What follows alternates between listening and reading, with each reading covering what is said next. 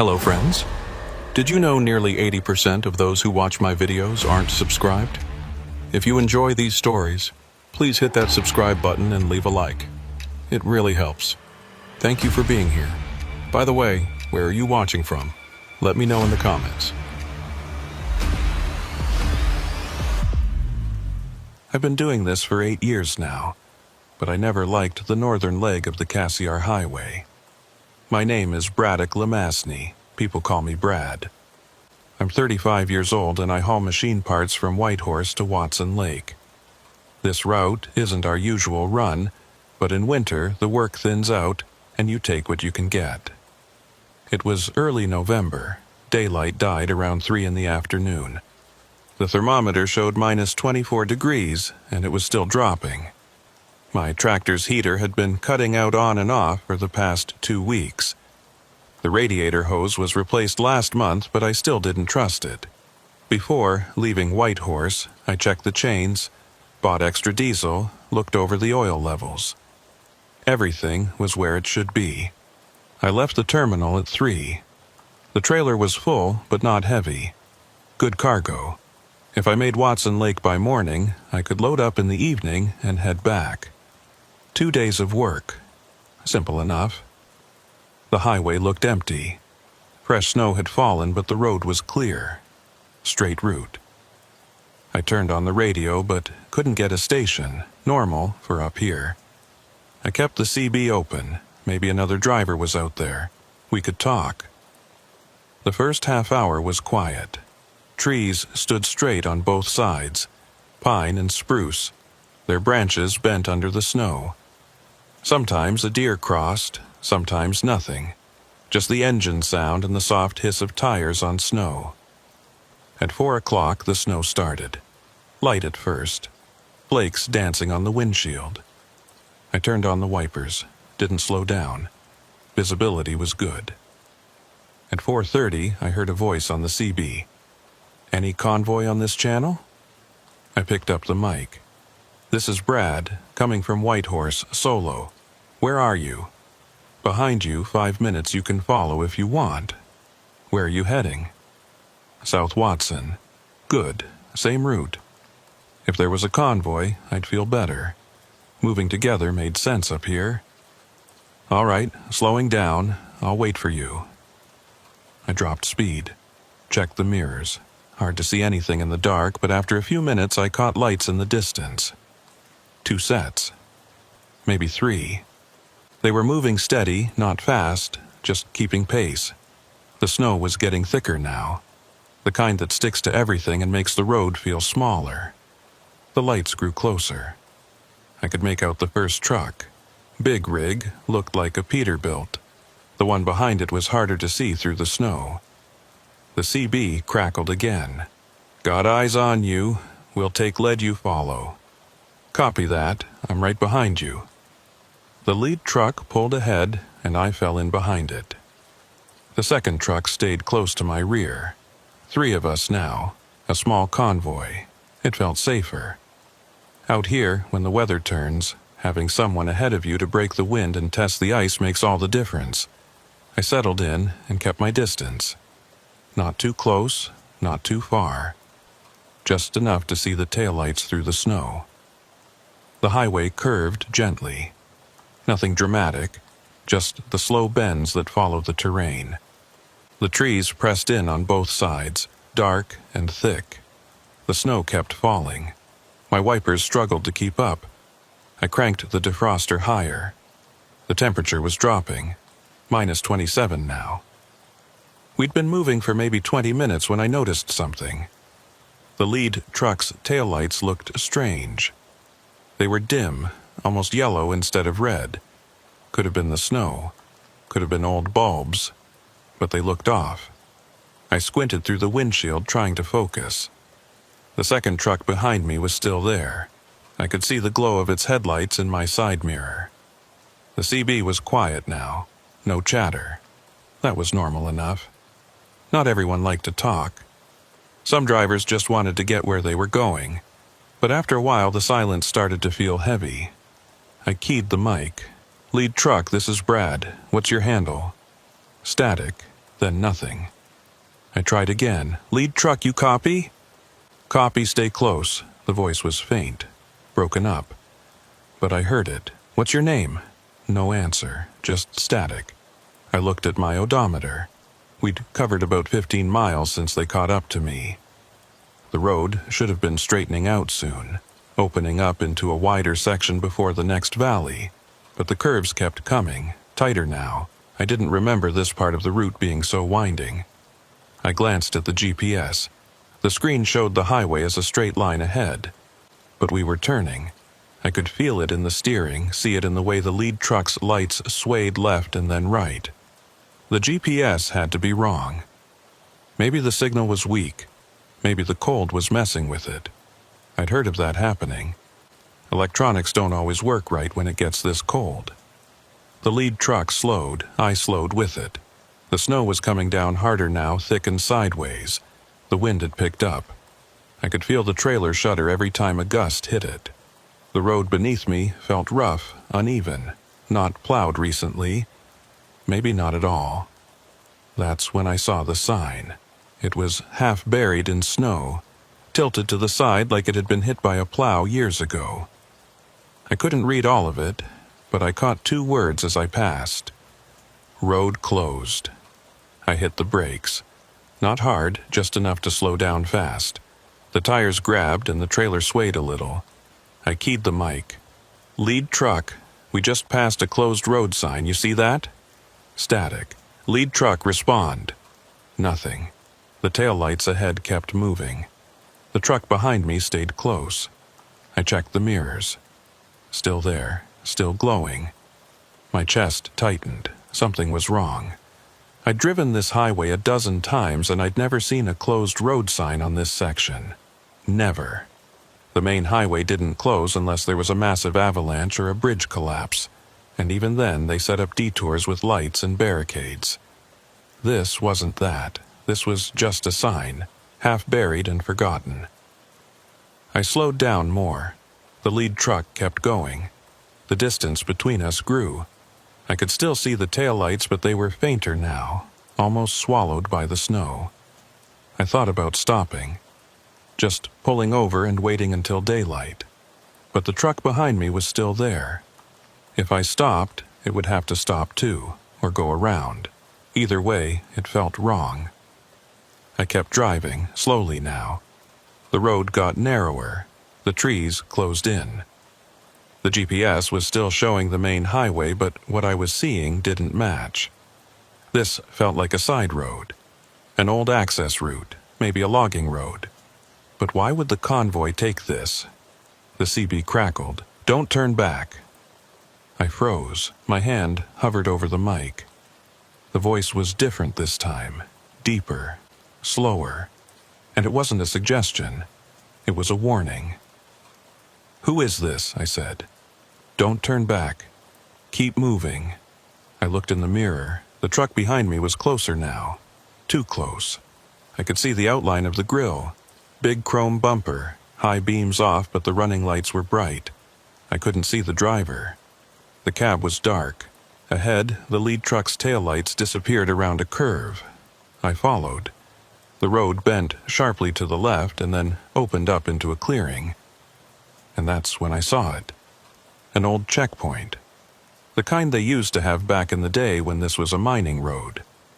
A small wooden shack with a rusted gate arm hanging crooked across the road. No lights, no movement. Just the shack and the gate and the snow piling up on everything. The lead truck didn't stop. It rolled right past the gate, the arm scraping against the top of the trailer with a metallic screech that I could hear even through the wind. The truck kept going, taillights fading into the darkness beyond. I stopped. I put the rig in neutral and sat there, engine idling. The truck behind me stopped too, close, maybe 10 feet. I stared at the checkpoint. The shack's door was open, swinging slightly in the wind. Inside, it was just black. No light, no sign of anyone. The CB crackled again. Don't turn back. I grabbed the mic. My hand was shaking. Where the hell are we going? No answer, just static. And then, faintly, underneath the noise, I heard something else. A voice, whispering. I couldn't make out the words, but it didn't sound right. It sounded wrong, like someone talking backwards, or underwater. I shifted into reverse. The truck behind me didn't move.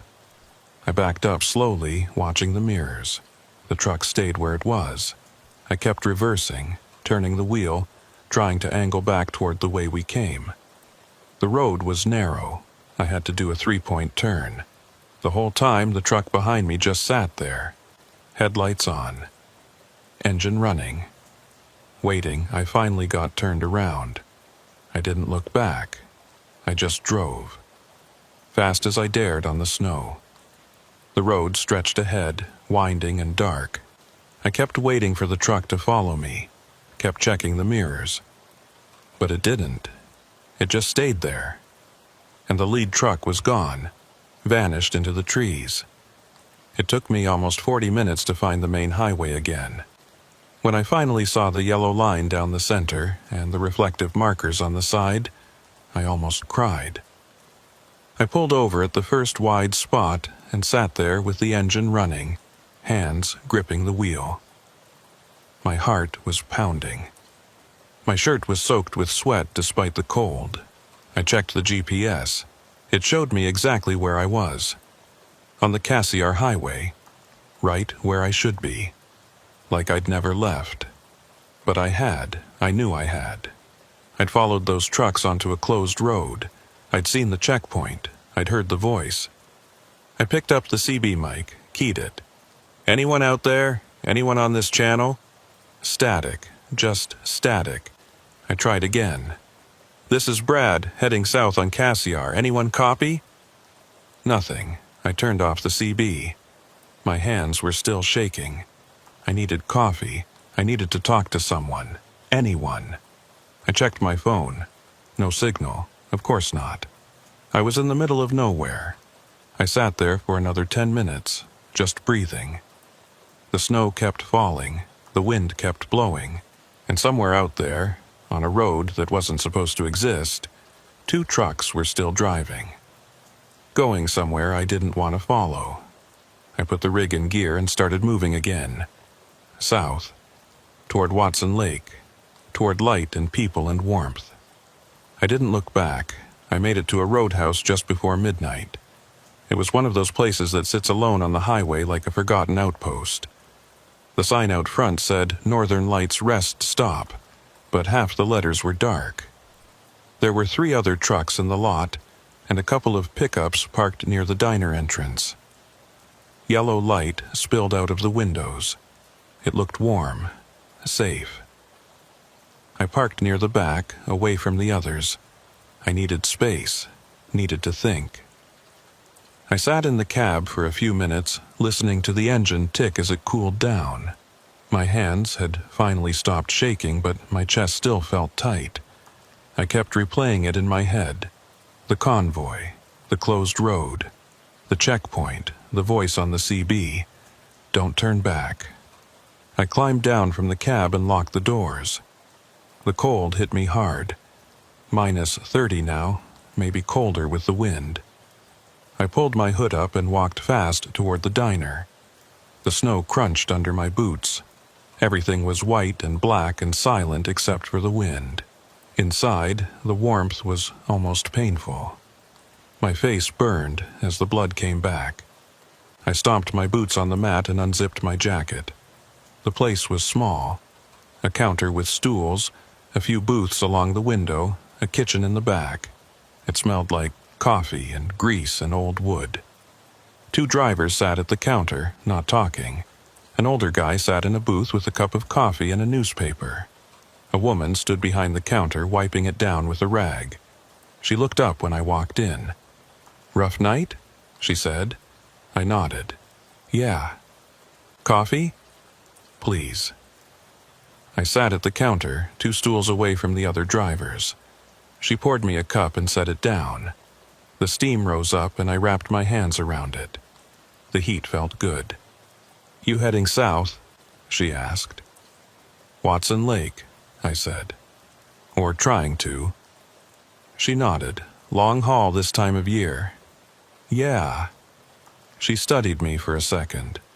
You look like you've seen something. I didn't answer right away. I took a sip of coffee. It was strong and bitter and exactly what I needed. I glanced at the other drivers. They weren't paying attention. I looked back at the woman. She was maybe 50, maybe older. Hard to tell. She had the kind of face that came from years of working nights and dealing with cold and tired men. You know anything about convoys on the Glacier? I asked. She tilted her head. Convoys? Yeah, 2 trucks. Caught up to me about 40 miles back. I followed them for a bit. They took me off the main highway, onto some old road. The woman's expression didn't change, but something flickered in her eyes. She set the coffee pot down. You followed them? Yeah, they said they were heading to Watson, but the road didn't feel right. And the GPS kept showing me on the highway, but I wasn't. I was on some side route. There was a checkpoint, old one. Looked abandoned. She didn't say anything for a long moment. Then she leaned in, lowering her voice. How'd you get back? Turned around. Took me a while to find the highway again. She nodded slowly. You're lucky. Lucky? Yeah. She glanced toward the window, like she was checking to see if anyone was outside. Then she looked back at me. I've heard stories. Drivers following convoys that don't exist. They end up on roads that aren't on any map. Some of them don't come back. My stomach dropped. What do you mean, don't come back? I mean, they disappear. Search crews find their rigs sometimes. Empty. No sign of the driver, no tracks leading away, just the truck sitting there on some old mining road or logging route that hasn't been used in decades. I stared at her. You're serious. Dead serious. I took another sip of coffee. My hand was shaking again. What about the trucks, the ones in the convoy? Who are they? She shrugged. No one knows. Some people say they're ghosts, old drivers who died on the road and can't let go. Others say it's something worse, something that uses the trucks to lure people in. That's insane. Maybe. She picked up the rag and started wiping the counter again. But I've been working here for 23 years. I've heard the same story from at least a dozen drivers. Same details. Convoy appears out of nowhere, takes them off the highway. And if they're smart enough to turn back, they make it. If they're not, well, you heard what I said. One of the drivers at the counter turned his head.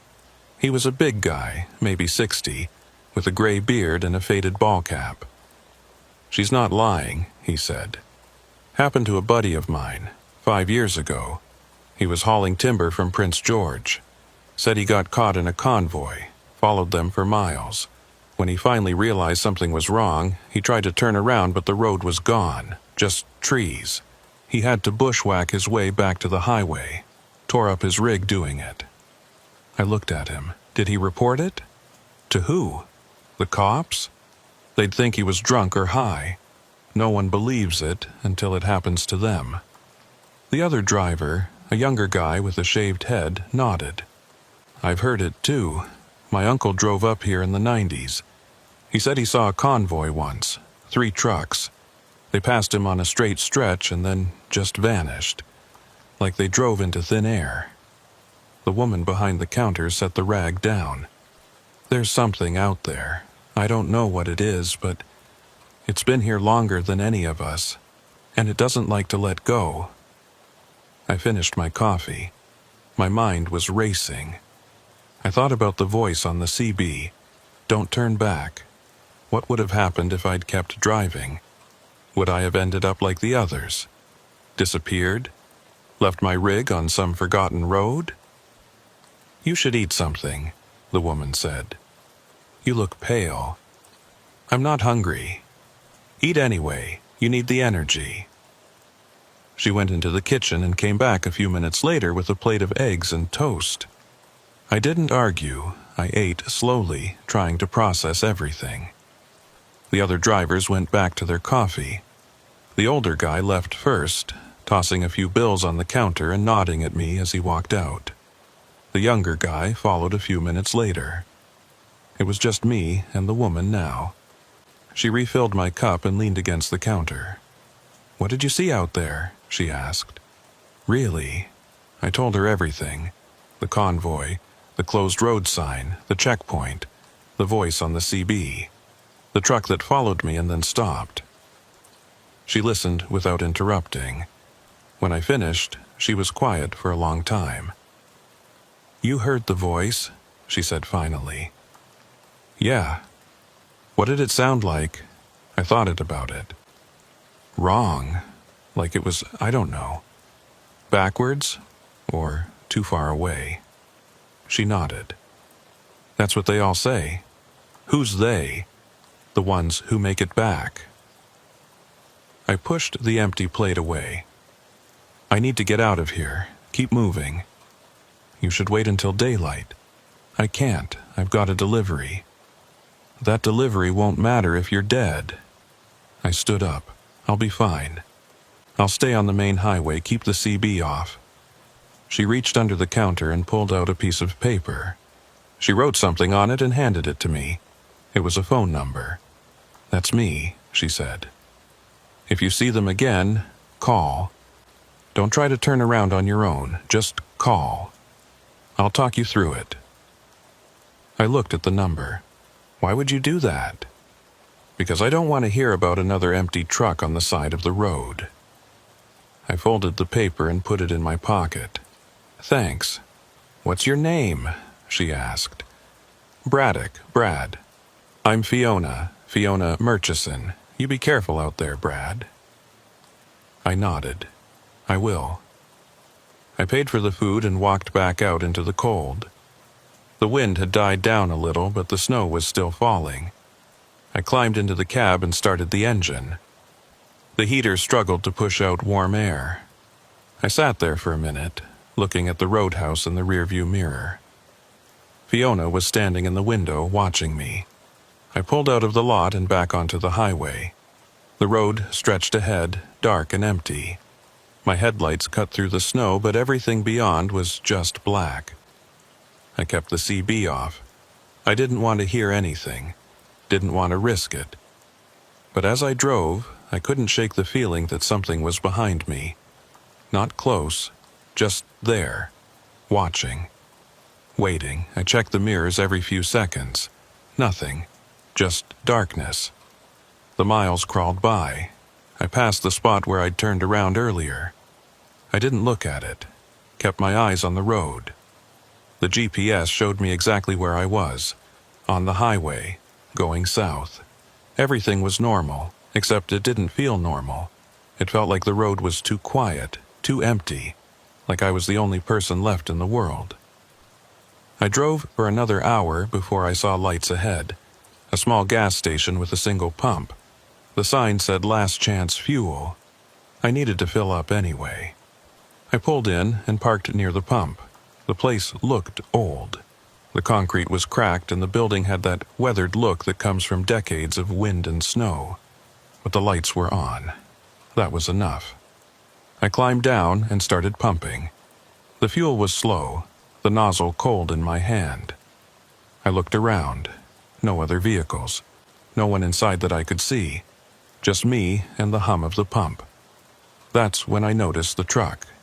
It was parked on the far side of the lot, near the tree line. Big rig. I couldn't see the make or model in the dark, but the shape was familiar. Too familiar. I stopped pumping and stared at it. The taillights were off, no engine running, just sitting there. I finished filling up and hung the nozzle. I walked toward the building, keeping my eyes on the truck. As I got closer, I could see it better. The trailer had no markings. The tractor looked old, rusted in places. And the taillights, even though they were off, had that same dim, yellowish look I'd seen earlier. I stopped walking. My heart was pounding. I turned and went into the station. A bell rang above the door. Inside was a small counter with a register. Shelves with snacks and oil bottles. No one was there. I looked around. Hello? No answer. I walked up to the counter. There was a clipboard with receipts clipped to it. I flipped through them. Most were dated within the past few days, but one caught my eye. It was dated 3 weeks ago. The handwriting was messy, almost illegible, but I could make out a few words. Convoy, don't follow. My skin went cold. I dropped the clipboard and backed away. I needed to pay, but there was no one here. I left cash on the counter, more than enough, and walked out. The truck was still there. Hadn't moved. I didn't go near it. I got in my rig and pulled out fast, tires spinning a little in the snow. I drove, didn't stop, didn't slow down. The highway was empty, no convoys, no lights, just me and the road and the snow. But I kept hearing it. Faint, in the back of my mind. That voice from the CB. Don't turn back. I reached the pass just before dawn. The sky was starting to lighten, turning from black to deep blue. The snow had stopped, but the wind was fierce. It howled through the trees and shook the cab. I could feel the trailer sway every time a gust hit. The road climbed steadily, winding up the side of the mountain. This was the worst part of the route. Narrow switchbacks, steep drops, and ice everywhere. Even in good conditions, it was dangerous. In winter, it was a nightmare. I downshifted and kept my speed low. The chains on my tires clanked against the asphalt. The sound was steady, rhythmic. It was the only thing keeping me grounded. That and the fact that the sky was getting lighter. Daylight meant safety, or at least I hoped it did. The GPS showed I was about halfway through the pass. Another 10 miles and I'd be on the downhill side. Then it was just a straight shot to Watson Lake. I could make it. I just had to focus. That's when I saw the flare. It was on the right side of the road, maybe a quarter-mile ahead. A bright red glow in the snow. Someone had set it up, a warning, or a call for help. I slowed down even more. As I got closer, I saw the truck. It was jackknifed across the road, blocking both lanes. The trailer had slid off the shoulder and was hanging over the edge. The tractor was on its side, wheels in the air. Steam rose from the engine. It looked fresh, recent. Maybe an hour old, maybe less. I stopped about 50 feet away and put on my hazards. I grabbed my flashlight and climbed down. The wind hit me like a wall. I pulled my hood tight and walked toward the wreck. My boots crunched in the snow. I could hear the wind screaming through the trees and the creak of metal as the trailer shifted slightly. "Hello?" I shouted. "Anyone in there?" No answer. I got closer. The tractor's cab was smashed in on the driver's side. The windshield was shattered. I shined my light inside. Empty. No driver. No blood. Just broken glass and twisted metal. I walked around to the passenger side. The door was open, hanging by one hinge. I looked inside again. Still nothing. Whoever had been driving was gone. But where? There were no footprints leading away. No tracks in the snow. Just the wreck and the wind and me. I stepped back and looked at the trailer. It was unmarked. No company logos. No placards. Just plain white, rusted in places. Same as the trucks I'd seen in the convoy. My chest tightened. This didn't feel right. I pulled out my phone. Still no signal. I walked back to my rig and grabbed the CB. I turned it on reluctantly. I didn't want to hear that voice again, but I needed to call for help. Someone had to know about this wreck.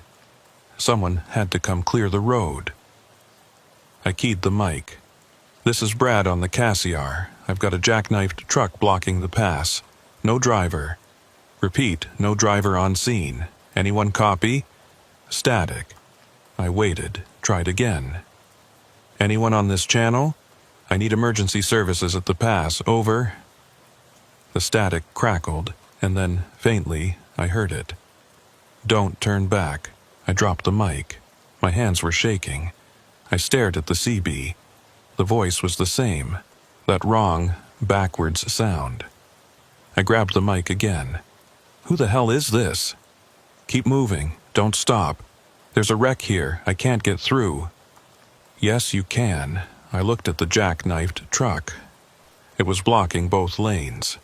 There was no way around it. The shoulder was too narrow on the left and the trailer was hanging over the drop on the right. I'd have to wait for a tow truck, or turn back. Don't turn back. I got out again and walked closer to the wreck. I studied it. The trailer was balanced precariously on the edge. If I could push it, maybe it would fall. Clear the road. It was insane, dangerous. But so was staying here. I looked around for something to use as leverage. There was a broken piece of guardrail a few feet away. I grabbed it. Heavy. Rusted. But solid. I carried it over to the trailer and wedged it under the back end.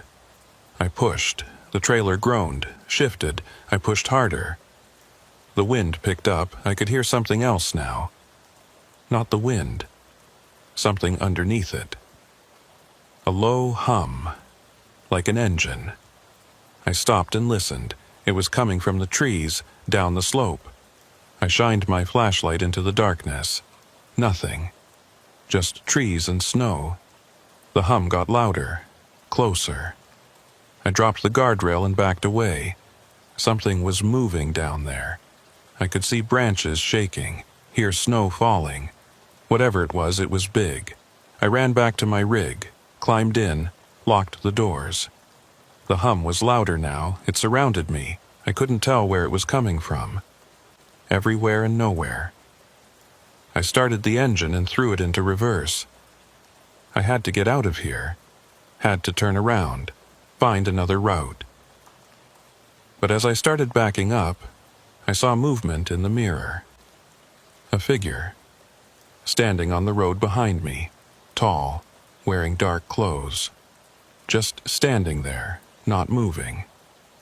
I hit the brakes. The figure didn't move, didn't wave, didn't react. Just stood there in the middle of the road, blocking my path. I honked the horn, long and loud. The figure didn't flinch. I honked again. Nothing. The hum was deafening now. My ears were ringing. I looked back at the jackknifed truck. The trailer was shaking, rocking back and forth like something was pushing it from below. I made a decision. I shifted into first and drove forward, straight at the wreck. I aimed for the gap between the tractor and the edge of the road. It was tight, maybe too tight, but I didn't have a choice. The rig lurched forward. The chains bit into the ice. I kept the wheel steady. The gap got closer. I could see the twisted metal, hear the creak of the trailer. I was almost there. The trailer fell. It happened so fast I barely registered it. 1 second it was hanging over the edge. The next it was gone, just dropped. I heard the crash as it hit the rocks below. The sound echoed up the mountain. The tractor shifted, sliding further off the road. The gap opened up. I gunned it. The rig shot forward. I felt the side mirror clip the tractor as I passed. Heard the scrape of metal on metal, but I was through. I kept driving, didn't look back, didn't slow down. The hum faded. The wind returned, and the figure was gone. I drove for another mile before I pulled over. I was shaking so hard I could barely hold the wheel. I sat there with the engine running, trying to catch my breath. My shirt was soaked. My heart felt like it was going to explode. I looked in the mirror. The road behind me was empty. No wreck. No figure. Nothing. Like it had never happened. But I knew it had. I'd seen it, felt it. The trailer falling, the hum. The figure. It was real. I grabbed the CB, turned it off. I didn't want to hear that voice again, didn't want to risk it. I'd make it to Watson Lake on my own. No help, no convoy, just me and the road. The sun was starting to rise now. The sky was turning pink and orange. The light felt good. Safe. I put the rig in gear and started driving again. The pass leveled out. The road straightened. I could see the valley below. Watson Lake was down there, waiting. I just had to keep moving. Don't turn back. Don't stop. Just keep moving. I made it to Watson Lake just after 9 in the morning. The town looked normal, small, quiet. A few buildings clustered around the highway, a gas station, a diner, a motel. I pulled into the freight yard and parked near the loading dock. My hands were still shaking. I sat in the cab for a few minutes, staring at the dashboard. I'd made it. I was here. Alive. I climbed down and walked into the office. A guy behind the counter looked up. Middle-aged, bald. He had a clipboard in his hand. "You Brad?" "Yeah. You're late. Had some delays." He nodded. "Weather?" "Yeah, something like that." He handed me a form to sign. I scribbled my name and handed it back. He looked at it and then at me. "You all right? You look like hell." "Just tired." "Well, get some rest. We'll have you loaded by tonight. You can head back tomorrow." I nodded. "Thanks." I walked back outside. The sun was bright. Too bright. It hurt my eyes. I pulled my hood up and walked across the street to the diner. Inside, it was warm and crowded. People eating breakfast, talking, laughing, normal. I sat at the counter and ordered coffee. The waitress brought it over and smiled. "Rough trip?" "Yeah." "Where you coming from?" "White Horse." "That's a long haul this time of year." "Yeah." She poured herself a cup and leaned against the counter. "You hear about the wreck on the pass?" My stomach dropped. "What wreck?" "Big rig, jackknifed yesterday afternoon. Tow truck had to pull it out. Driver was fine, said he hit ice. Yesterday afternoon?" "Yeah, around 3. Why?" I stared at her. I didn't see it. "You came through the pass this morning, right?" "Yeah." "Then you wouldn't have. They cleared it last night." "But I did see it. I saw it this morning. Before dawn. It was fresh, steam rising from the engine. No driver." I wanted to tell her, but I didn't. She wouldn't believe me. No one would. I finished my coffee and paid. I walked back to the rig and climbed in. I sat there for a long time, trying to make sense of it.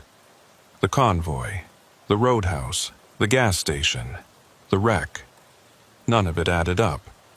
But it had happened. I knew it had. I pulled the piece of paper out of my pocket. The one Fiona had given me. The phone number. I stared at it. Then I pulled out my phone. I had a signal now. I dialed. It rang 3 times. Then a voice answered. "Northern Lights." "Fiona?" "Yeah. Who's this?" "It's Brad. I was there last night. You gave me your number." "Brad, you made it." "Yeah, I made it. Did you see them again?" I thought about the wreck, the figure, the hum. "Yeah." She was quiet for a moment. "But you kept moving." "Yeah." "Good. That's good. Fiona, what is it? What's out there?" She sighed. "I don't know. No one does. Some people think it's ghosts. Old drivers who died on the road. Others think it's something older. Something that was here before the road. Before us. What do you think?" "I think it doesn't matter what it is. All that matters is that you don't follow it, and you don't turn back." "But I did turn back, on the side road. I reversed and found the highway again." "Then you're lucky. Most people don't get that chance." "What happens to them?" "They disappear. Or they end up like the wrecks. Empty. No driver. No explanation." I looked at the freight yard. The other trucks parked there, normal, safe. "I don't know if I can do this again. Drive that route. Then don't. Find another route. Take a different job. But if you do drive it, Remember what I told you. Stay on the highway, keep the CB off, and if you see lights, don't follow them. Okay? You take care, Brad. You too. I hung up. I sat there for a while, thinking. I thought about quitting, finding a different route, a safer job. But I'd been doing this for 8 years. It was all I knew, and I couldn't let fear win. Not like this. I made a decision. I'd drive back tomorrow. Same route. But I'd be ready. I'd stay alert, keep the CB off. And if I saw lights, I wouldn't follow them. I'd keep moving. Don't turn back.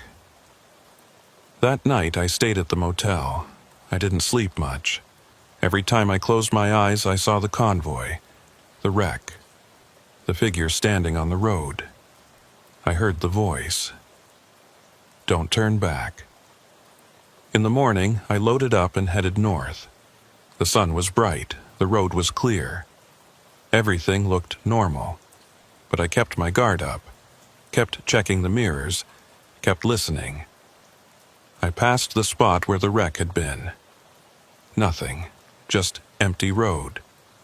I kept driving. I reached the roadhouse around noon. I pulled in and parked. Fiona was inside. She looked up when I walked in. You're going back, she said. Yeah. Be careful. I will. I ordered food and sat at the counter. The same 2 drivers from before were there. The older guy nodded at me. You made it through. Yeah. That's good. Not everyone does. I ate quickly and left. I didn't want to stay too long. Didn't want to think about it too much. I just wanted to get home. The drive back was uneventful. No convoys, no lights, no voices. Just the road and the snow and me. I made it to Whitehorse by nightfall. I parked at the terminal and climbed down. My legs were stiff. My back ached. But I was home. Safe. I walked into the office. The dispatcher looked up. How was the run? Fine. Good. Got another one for you next week. Same route. I nodded. Okay. I walked out to my truck and stood there for a minute. The terminal was quiet. The other rigs were parked in neat rows. Everything was normal. But I knew the truth. I knew what was out there. On the road, in the dark, waiting. And I knew I'd see it again. Not because I wanted to, but because that's how it works. Once you've seen it, it doesn't let go. It watches. It waits. And when you're out there alone, in the dark, in the cold, it comes for you. I climbed into my rig and locked the doors. I sat there for a while, staring at the empty road ahead. The CB was off. I'd keep it that way. And if I saw lights, I wouldn't follow them. I'd keep moving, don't turn back. Because that's the rule.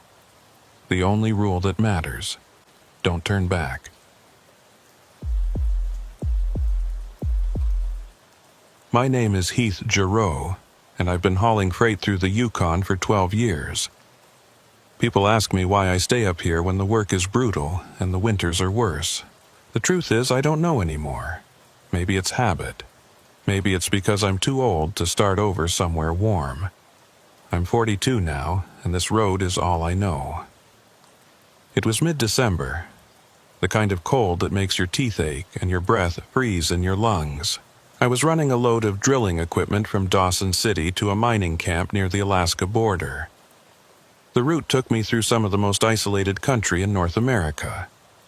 No towns, no services, just frozen wilderness and a road that barely qualified as one.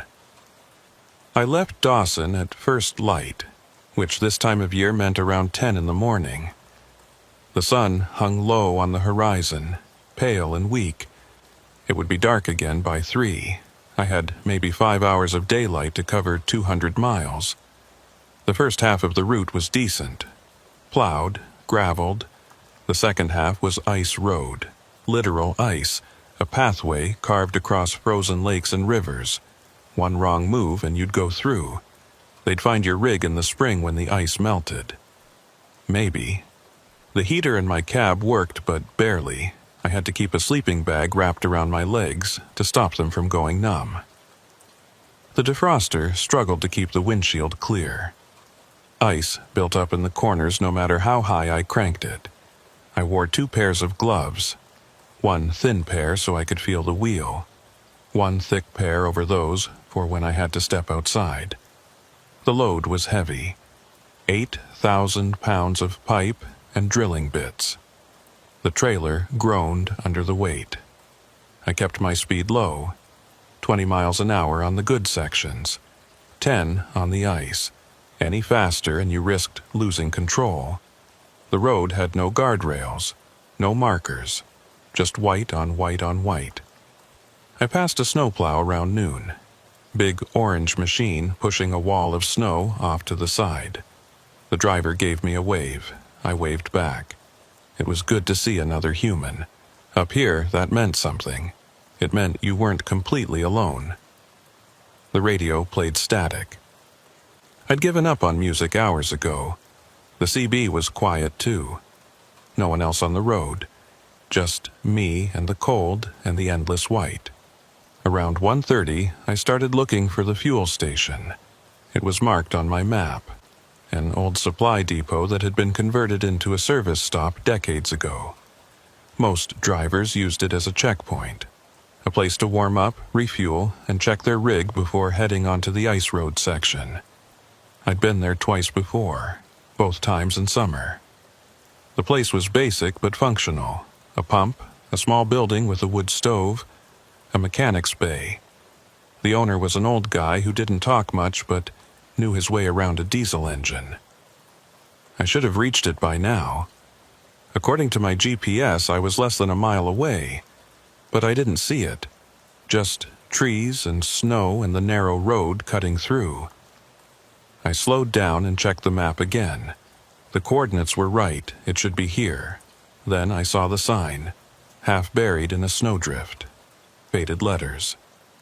Junction fuel, 500 feet. I exhaled. Good. I was low on diesel and the cold was eating through it faster than usual. I needed to fill up before hitting the ice road. I rolled forward slowly. The road curved to the right and opened up into a clearing. And there it was. The station looked exactly like I remembered. A single pump under a metal awning. A small building with a tin roof. Smoke rising from the chimney. Lights on inside. I felt a wave of relief. I pulled up to the pump and cut the engine. The silence was immediate and absolute. No wind, no birds. Just the tick of cooling metal and my own breathing. I climbed down. The cold hit me like a punch. -40 at least. Maybe colder. My breath came out in thick clouds. I pulled my hood up and walked to the pump. It was old, manual, the kind you had to crank by hand. But it worked. I grabbed the nozzle and started filling the tank. While the fuel flowed, I looked around. The place was exactly as I remembered. Same layout, same buildings. But something felt off. I couldn't put my finger on it. The snow was piled high against the walls. Too high. Like it hadn't been cleared in weeks. But the lights were on. Smoke was coming from the chimney. Someone was here. The pump clicked, full. I hung the nozzle and walked toward the building. The door was unlocked. I pushed it open and stepped inside. Warmth hit me immediately. A wood stove in the corner glowed red. The room was small. A counter, a few shelves with supplies, a coffee maker on a hot plate. And behind the counter a woman. She looked up when I entered. Young, maybe mid-20s. Dark hair pulled back in a ponytail. She wore a heavy flannel shirt and jeans. Her face was pale, tired, but she smiled. "Cold one today," she said.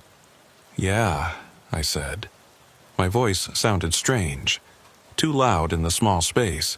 "You need fuel?" "Already got it, just need to pay." She nodded and pulled out a receipt book, one of those old carbon copy ones. She wrote slowly, carefully, How much? Filled the tank. Should be about 60 gallons.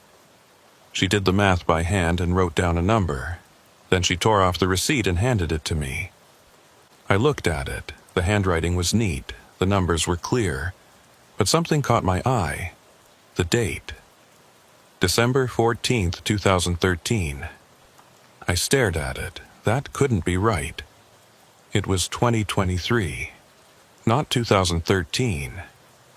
I looked up at her. This date is wrong. She glanced at the receipt. What? The date. It says 2013. She looked at it again. Her expression didn't change. Oh, sorry. Old receipt book. Must have grabbed the wrong one. She took it back and pulled out another book. Wrote a new receipt. Handed it to me. This one had the right date. December 14th, 2023. I folded it and put it in my pocket. You want coffee? She asked. I hesitated. Something about this didn't feel right, but I was cold and tired, and coffee sounded good. Yeah, thanks. She poured me a cup from the pot on the hot plate. I wrapped my hands around it. The heat felt good. I took a sip. It was strong, bitter, exactly what I needed. You heading to the camps? She asked. Yeah, mining camp near the border. Long drive. Yeah. She leaned against the counter. You come through here before? Couple times. In the summer. Oh. She looked at me for a long moment. What's your name? Heath. I'm Ivy Ketterling. Nice to meet you. She smiled, but it didn't reach her eyes. There was something hollow about it, like she was going through the motions. You should be careful out there. Ice road's tricky this time of year. I know. Had a truck go through last week. Driver didn't make it. I looked at her. Seriously? Yeah. They pulled the rig out, but they never found him. Current probably carried him under the ice. My chest tightened. Where did it happen? About 10 miles east, near the Narrows. I knew that spot, a section where the road crossed a river. The ice was always thinner there.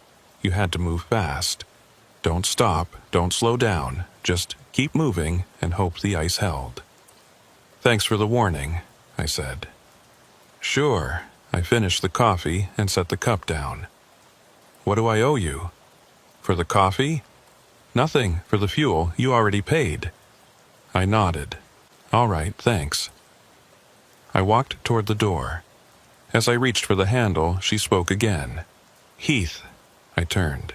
Yeah? If you see lights on the ice, don't follow them. I stared at her. What? Just don't. Keep your eyes on the road. Don't look at the lights.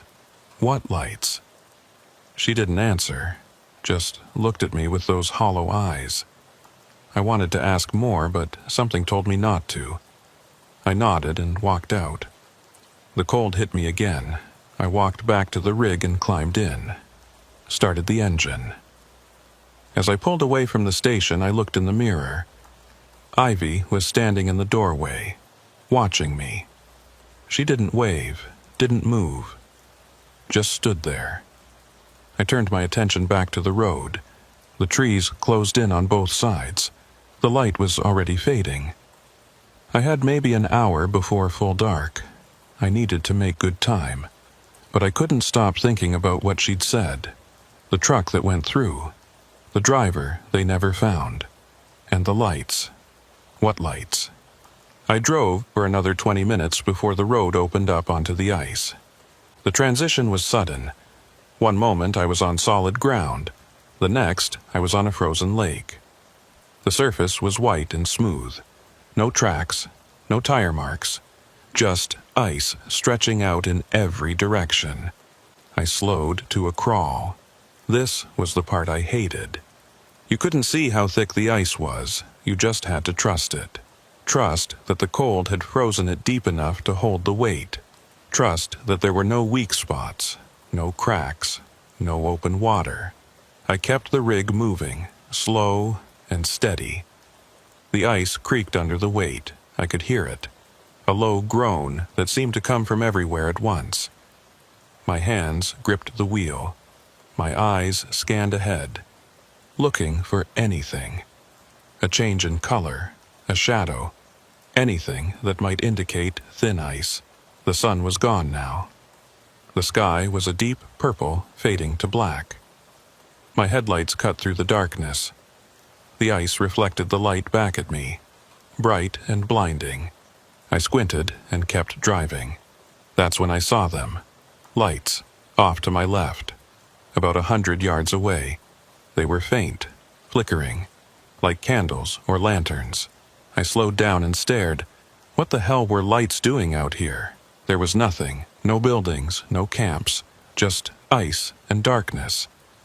I thought about what Ivy had said. Don't follow them. But I wasn't following them, I was just looking. That was different, right? The lights moved, slowly, drifting across the ice. I watched them. They seemed to be pacing me, moving at the same speed, staying parallel.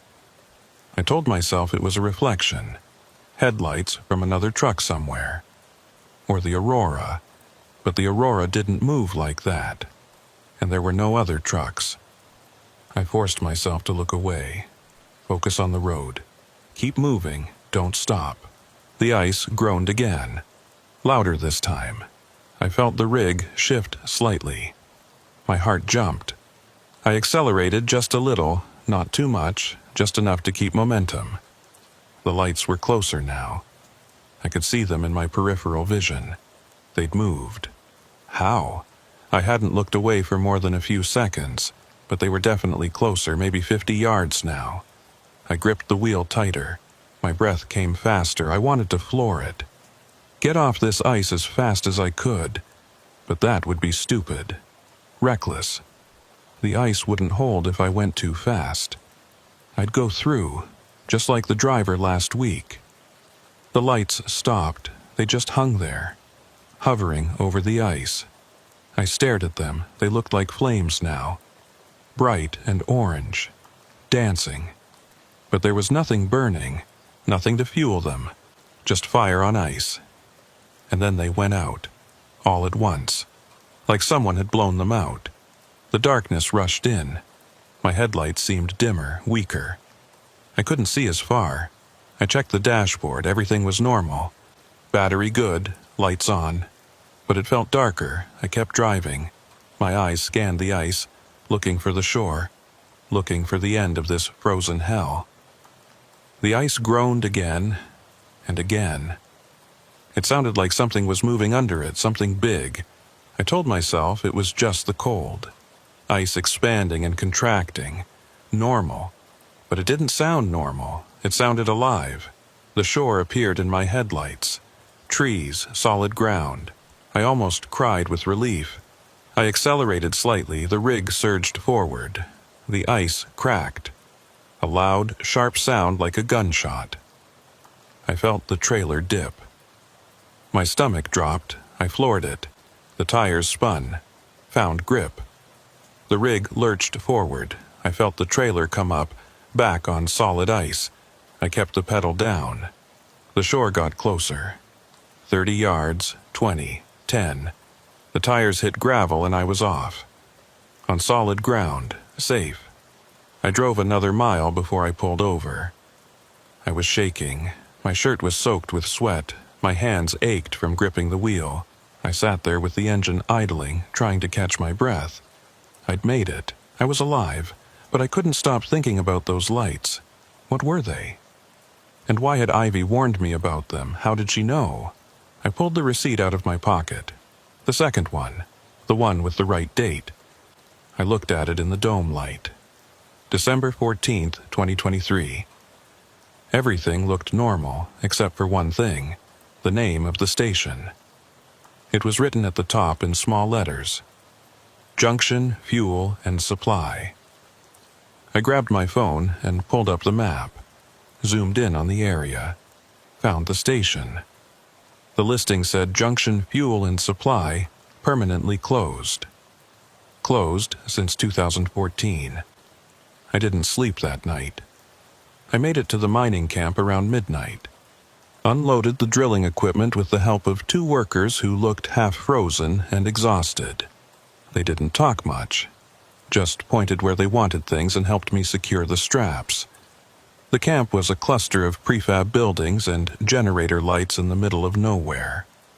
It looked temporary, like it could be abandoned at any moment. The foreman signed my delivery sheet and offered me a bunk for the night. I took it. The bunk room was cramped and cold, despite the diesel heater running in the corner. 6 beds. 3 were occupied by sleeping workers. I took one near the door and lay down fully clothed. I stared at the ceiling and listened to the wind outside. I kept thinking about the station, Junction Fuel, permanently closed since 2014. But I'd been there. I'd filled my tank. I'd talked to Ivy. She'd given me coffee. She'd warned me about the lights. I pulled out my phone and searched for information. The signal was weak but enough. I found an old news article from 2014. Local fuel station closes after owner's death.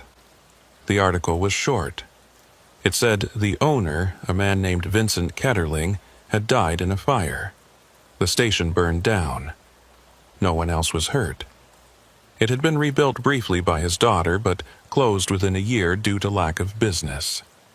His daughter. I scrolled down. There was a picture. A young woman. Dark hair. Pale face. The caption read, Ivy Ketterling, 24, plans to keep her father's business running. My blood went cold. That was her. The woman I'd talked to. But this article was from 2014, 9 years ago. She would be 33 now. The woman I saw didn't look 33, she looked exactly like the photo. Exactly like she had 9 years ago. I closed the browser. My hands were shaking. I told myself I was being paranoid. Maybe she just looked young. Maybe the photo was old. Maybe I was remembering wrong. But I wasn't. I knew what I'd seen, and I knew what the map said. Permanently closed. I didn't sleep. At first light, I loaded up and headed back. The return trip would take me past the station again. I had to see it, had to know. The sky was overcast. Heavy gray clouds that threatened snow. The temperature had dropped even more, -45. My breath formed ice on the inside of the windshield. I scraped it away with my glove and kept driving. I hit the ice road around noon. This time, I knew what to expect.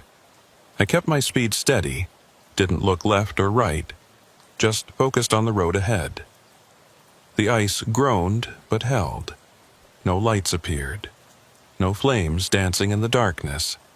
Just ice and silence. I made it across without incident. Back on solid ground. The trees closed in. I checked the odometer. The station should be coming up soon. My heart was pounding. Part of me wanted to drive past, pretend I'd never stopped there, but I had to know. The sign appeared. Junction Fuel, 500 feet. Same as before. Half buried in snow. I slowed and turned into the clearing, and stopped. The station was gone. Not closed, not boarded up, gone. There was nothing but a concrete foundation covered in snow. The pump was gone. The building was gone. All that remained was a blackened rectangle where something had once stood. The metal awning was twisted and collapsed on one side. Everything else was ash and snow. I sat there staring. This wasn't possible. I'd been here yesterday. I'd stood inside that building. I'd talked to Ivy.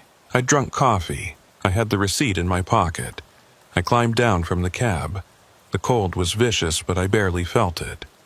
I walked to where the building had been. My boots crunched in the snow. I could see the foundation clearly now. Concrete blocks, charred wood, metal twisted by heat. This fire had happened years ago. Not yesterday, not last week. Years. I walked to where the pump had been. There was a concrete pad, cracked and stained, fuel lines sticking up out of the ground, frozen solid, unusable. I touched one. It was ice cold, hadn't been used in a long time. I pulled out the receipt, looked at it. The paper was real. The ink was real. I could feel it, see it, but how? I walked back to the foundation, looked for anything. Any sign that someone had been here recently. Footprints, tire tracks, anything. But there was nothing. Just snow and ash and the wind. A sound made me turn. A vehicle was coming down the road. I watched as a snowplow emerged from the trees. Big orange machine. Same one I'd seen on the way up. It pulled into the clearing and stopped. The driver climbed down. He was maybe 60, heavy coat, fur hat. He walked over to me. "You all right?" he said. "Yeah," I said, "just looking." He glanced at the foundation. "Sad, isn't it? What happened here?" "Fire, back in 2014. Owner died. Daughter tried to keep it running, but couldn't make it work. Place has been empty ever since. The daughter, Ivy. What happened to her?" He looked at me. "You know her?" "No, I just heard about her." He shook his head. "Tragic. She died a year after her father, car accident. Went through the ice on the lake road. They pulled her car out but never found her body." My chest tightened. "She went through the ice?"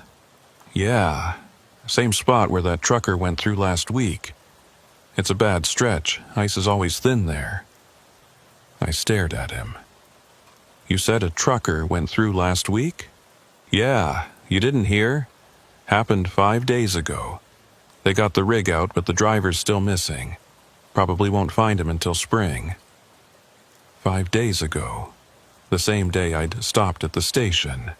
The same day Ivy had warned me about the ice, about the lights. The snowplow driver studied me. "You sure you're all right? You look like you've seen a ghost." I forced a laugh. "Yeah, just cold. Well, don't stay out here too long. Storm's coming. You need to get moving." "Yeah, thanks." He climbed back into his plow and drove off. I stood there for a few more minutes, looking at the ruins, thinking about Ivy, about the station, about the receipt in my pocket. I walked back to my rig, climbed in, started the engine. As I pulled away, I looked in the mirror. The clearing was empty. Just snow and ash and the skeleton of a building that had burned down 9 years ago. But I'd been there. I'd talked to Ivy. I had proof. I pulled the receipt out of my pocket, unfolded it, looked at it one more time. The date had changed. It no longer said December 14th, 2023. Now it said December 14th, 2013. I stared at it. This wasn't possible. I'd checked it. I'd seen the right date. But now it was wrong. Or maybe it had always been wrong. Maybe I just wanted it to be right. I folded the receipt and put it back in my pocket. I didn't understand what had happened. But I knew one thing. I'd stopped at a station that didn't exist. I'd talked to a woman who'd been dead for 8 years, and somehow, I'd made it out alive. The snow started falling, heavy and thick. I turned on the wipers and kept driving. The road stretched ahead, long and white and empty. I thought about the lights on the ice, the flames dancing in the darkness. Ivy had warned me not to follow them, and I hadn't. Maybe that's why I was still here. Maybe that's why I'd made it out. Or maybe I was supposed to see her, supposed to get that warning, because without it, I might have followed those lights. Might have driven off the road. Might have gone through the ice like she did. Like the trucker last week did. I didn't know. And I never would. I made it back to Dawson City by nightfall. The snow had gotten worse. A full blizzard now. Visibility was near zero. I could barely see the road. I pulled into the truck yard and parked near the office. The place was mostly empty. Most drivers had the sense to stay off the roads in weather like this. I sat in the cab for a while. The heater struggled to keep up with the cold. My fingers were numb. My feet ached. But I didn't want to go inside yet. I needed to think, needed to process what had happened. The receipt was still in my pocket. I pulled it out and looked at it again. December 14th, 2013. The date hadn't changed back. It stayed wrong. Or right, depending on how you looked at it. I thought about calling someone, telling them what I'd seen, but who would believe me? A dead woman gave me fuel at a burned-down station, a receipt that changed dates, lights on the ice that warned of danger. It sounded insane. Hell, I wasn't sure I believed it myself. I finally climbed down and walked to the office. Inside, it was warm. Too warm. The dispatcher sat behind a desk covered in papers and coffee cups. He looked up when I entered. "Heath, you made it back." "Yeah, hell of a storm. You're lucky you got in when you did. They're closing the roads." "Good." He studied me. "You look like shit. You all right?" "Just tired." "Well, take a few days. No one's going anywhere in this weather anyway." I nodded. "Thanks." I walked back out into the storm. The wind was howling now. Snow blew sideways. I could barely see my truck 20 feet away. I pulled my hood tight and walked to the small motel across the street. I rented a room, took a hot shower, lay down on the bed, and couldn't sleep. Every time I closed my eyes, I saw Ivy, standing in that doorway, watching me drive away. Her face was so clear, so real. But she was dead, had been dead for 8 years. Around midnight, I gave up on sleep. I grabbed my laptop and pulled up everything I could find about Junction Fuel. There wasn't much.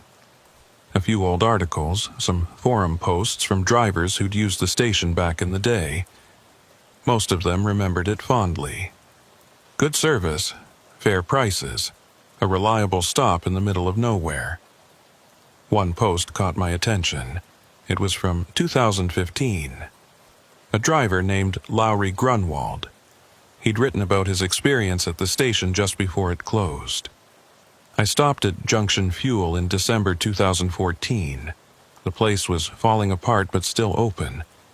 The owner's daughter was running it. Nice girl. Seemed sad, though, like she was carrying a heavy weight. She warned me about the ice road. Said her father had died trying to save a driver who went through. She blamed herself for not being there. Said she should have been working that night. A month later, I heard she'd died too. Went through the ice at the same spot. Some people said it was an accident. Others said she did it on purpose. Either way, it's a damn shame. I read the post 3 times. She blamed herself. Her father had died trying to save someone, and she'd died at the same spot, the same stretch of ice where she'd warned me to be careful. I searched for more information about Vincent Ketterling's death, found another article. This one had more details. It said he'd seen a truck break through the ice. He'd gone out to help, managed to get the driver out but fell through himself. The cold water killed him within minutes. The driver survived. Vincent didn't. The article included a quote from Ivy. "My father died doing what he always did, helping people. He knew that ice was dangerous. He knew the risks, but he went anyway. That's who he was." I closed the laptop. The pieces were starting to fit together. Vincent had died saving a driver on the ice road. Ivy had taken over the station, tried to keep it running. But the guilt had eaten her alive. She'd warned drivers, tried to prevent what happened to her father from happening again. And then she'd died at the same spot. But why had I seen her? Why had she appeared to me? I thought about the timing. I'd stopped at the station on December 14th, the same date as her death. December 14th, 2014. 9 years ago. Had she been trying to warn me? Or had I somehow slipped through time? Stopped at the station as it was back then? I didn't have answers, but I knew one thing. If I hadn't stopped there, if Ivy hadn't warned me about the lights, I might not have made it across that ice. I might have followed those flames, driven off the road, gone through. Maybe that's why she was still there, still warning drivers, still trying to save them, even after death. The thought made my skin crawl, but it also made sense in a way that nothing else did. I lay back down. This time, I slept, fitfully, full of dreams about ice and fire and a woman standing in a doorway, watching, waiting, warning. The next morning, I woke to silence. The storm had passed.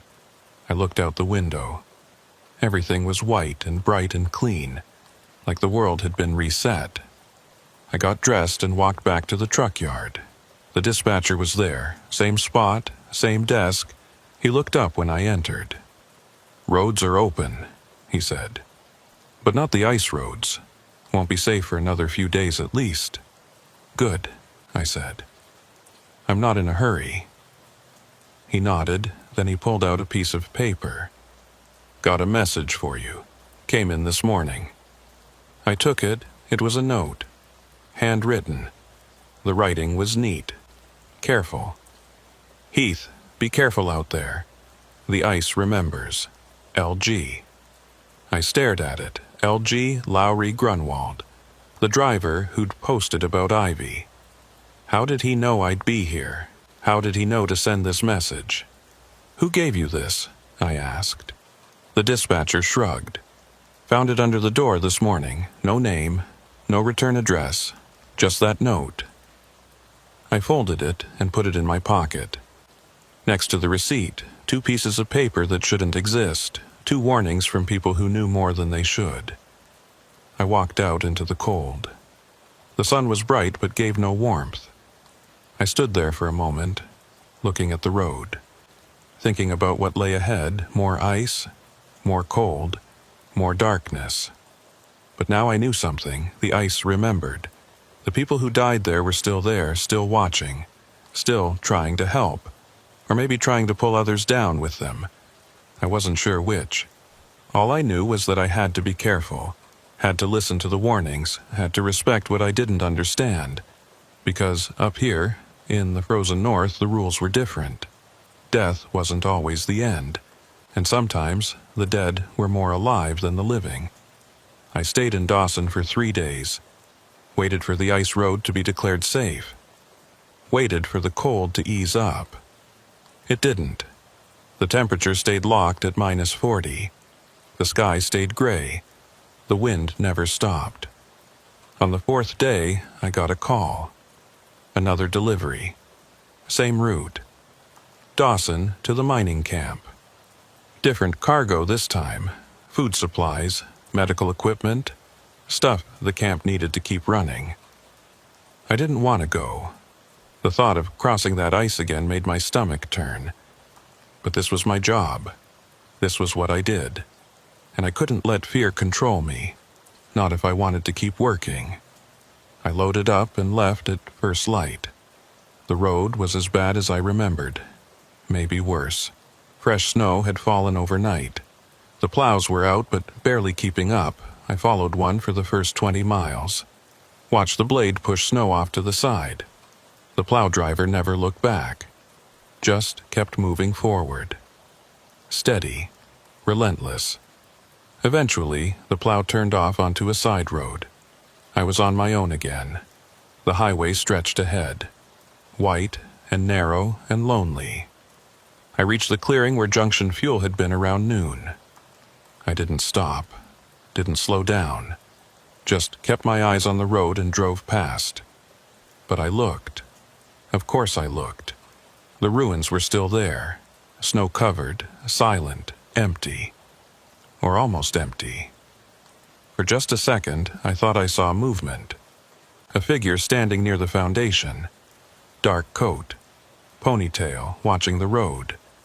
But when I blinked, it was gone. Just snow and shadows and my imagination. I kept driving. The ice road appeared an hour later. Same as before. White and smooth and terrifying. I took a breath and rolled onto it. The ice groaned. The rig shuddered. I kept my speed steady. This time, I knew what to expect. I knew the lights might come. And they did. They appeared about halfway across. Off to my right this time. Flickering. Dancing. Orange and bright. I didn't look at them, didn't turn my head, just kept my eyes forward, focused on the road. The lights moved closer. I could see them in my peripheral vision, but I didn't look, didn't react. And then I heard it. A voice, faint, whispering, coming from the CB even though it was turned off. I glanced at it. The screen was dark. No power. But the voice was there. Heath. My blood ran cold. That was Ivy's voice. I was sure of it. The same tone, the same cadence. Heath, don't stop. I gripped the wheel tighter. My knuckles were white. My breath came fast. The lights were closer now, maybe 20 yards away. They looked like flames, but there was no heat, no smoke. Just light on ice. Heath, keep moving. I wanted to turn the CB on, ask her what was happening. But I didn't dare. I just drove, faster now, pushing the limits of what the ice could handle. The trailer swayed, the rig groaned. But I kept moving, the lights stopped, they hung there, right at the edge of my vision, waiting. And then they went out, all at once. Darkness rushed in, but the voice didn't stop. Heath, the ice remembers. The ice beneath me cracked. A sharp sound like a gunshot. The rig lurched. I felt the front end dip. My heart stopped. I was going through. This was it. I floored it. The engine roared. The tires spun, found grip. The rig surged forward. The cracking sound followed me. I could hear it, feel it. The ice breaking apart behind me, chasing me. The shore was ahead. 50 yards, 40, 30, I kept the pedal down. The rig bounced and shook, the trailer fishtailed. But I didn't let up. 20 yards, 10. The tires hit gravel, solid ground. I was off, safe. I didn't stop. I kept driving. A mile, 2 miles. Finally, I pulled over. My whole body was shaking. My hands could barely hold the wheel. I sat there gasping, trying to catch my breath. I'd made it, again, but barely. The ice had almost taken me. Would have taken me if I'd stopped, if I'd looked at the lights. The CB crackled. I stared at it. It was still off, no power. But it crackled anyway. Thank you, Ivy's voice. One last time, and then silence. I reached over and pulled the CB out of the dash, yanked the wires, threw it in the back of the cab. I didn't want to hear it anymore, didn't want to risk it. I drove the rest of the way to the mining camp in silence. Made the delivery. Turned around and came back. This time, I took a different route. Longer. Slower. But it avoided the ice road entirely. Avoided junction fuel. Avoided everything. When I got back to Dawson, I went straight to the dispatcher. Told him I was done with the northern routes. Done with the ice roads. He didn't ask why. Just nodded and reassigned me. Southern routes now. Shorter hauls, less money. But safer. I've been driving south for 6 months now. Haven't been back to the Yukon. Haven't crossed another ice road. And I don't plan to. But sometimes, late at night, when I'm alone in the cab, I hear it. That voice. Faint. Whispering. Heath, the ice remembers. And I know it's true. The ice does remember. It remembers everyone who crossed it, everyone who died on it. And it's waiting, always waiting. I still have the receipt. December 14th, 2013. I keep it in my wallet, a reminder, a warning. Some roads aren't meant to be traveled. Some places aren't meant to exist. And some people never really leave. Ivy Ketterling saved my life. Twice. Once at the station that didn't exist. Once on the ice that tried to kill me. I don't know why, don't know how, but I'm grateful. And I'll never forget her warning. Don't follow the lights, don't stop on the ice, and remember, the ice always remembers. My name is Connell Bristow. I've been hauling logs through northern British Columbia for 16 years.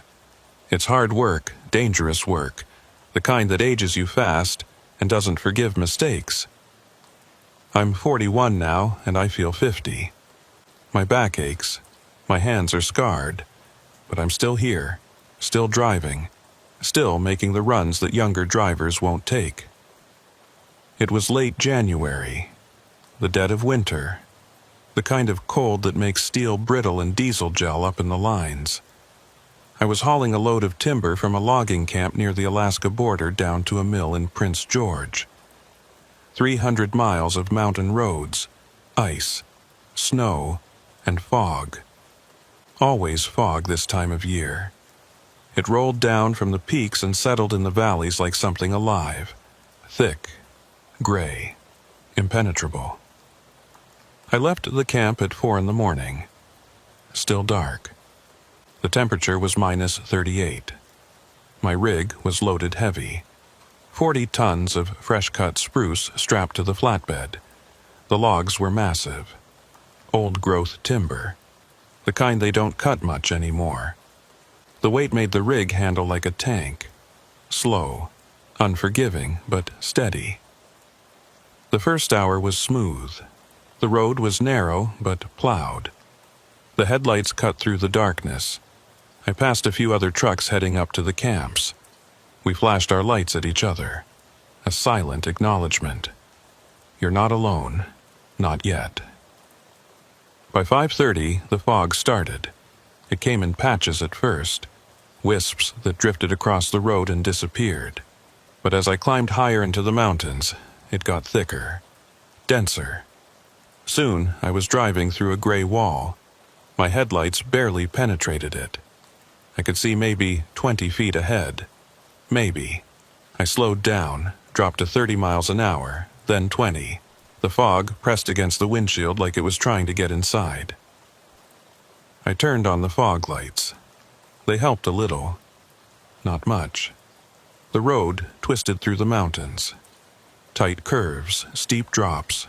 No guardrails, just a narrow strip of asphalt between the rock face and the abyss.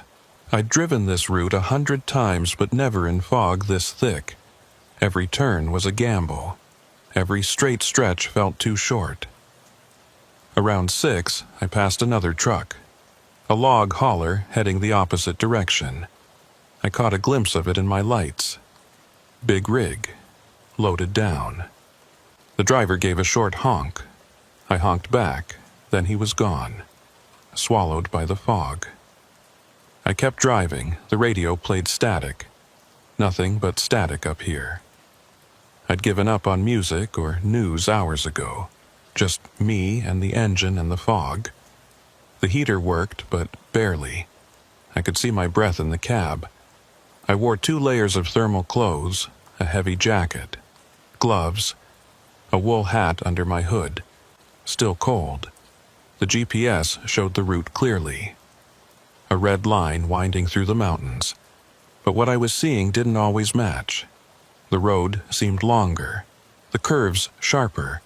The fog made everything uncertain. I had to trust the feel of the wheel, the sound of the tires, the decades of experience that lived in my hands and feet. Around 7, I saw something in the road. A shape. Dark against the gray. I hit the brakes. The rig slowed, The trailer groaned behind me. The shape didn't move.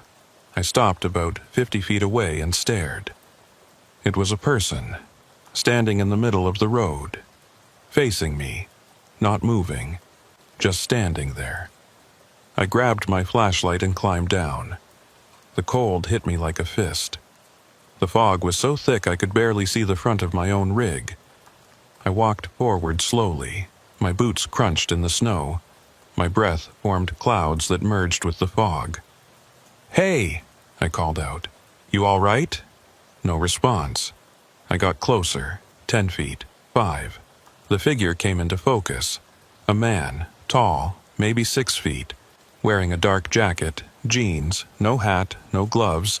His face was pale, too pale. His eyes were open but didn't seem to see me. "Hey," I said again. "You need help?" He didn't answer, didn't blink, just stood there. I shined the flashlight on him. His clothes were old, worn. The jacket had tears in it. His boots were falling apart, and his skin. Something was wrong with his skin. It looked waxy, gray, like he'd been out here too long. "Are you hurt?" I asked. Nothing. I stepped closer. That's when I noticed his breath, or the lack of it. The temperature was -40 now. Everyone's breath was visible in this cold, but not his. No clouds, no vapor, just stillness. My chest tightened. Something was very wrong here. "Listen," I said. "You can't stay out here. You'll freeze. Get in the truck." He didn't move. I waited, counted to 10. He just stood there, staring, not at me, through me, like I wasn't there. I made a decision. I couldn't leave him. Out here, in this cold, he'd be dead in an hour, maybe less. I reached out and touched his arm. The jacket was frozen solid, stiff, and cold. Colder than it should be, colder than the air. "Come on," I said. I took his arm and pulled gently. He moved, stiff, mechanical, like a puppet. I guided him back to the truck. He didn't resist, didn't help, just let me lead him. I opened the passenger door and helped him up.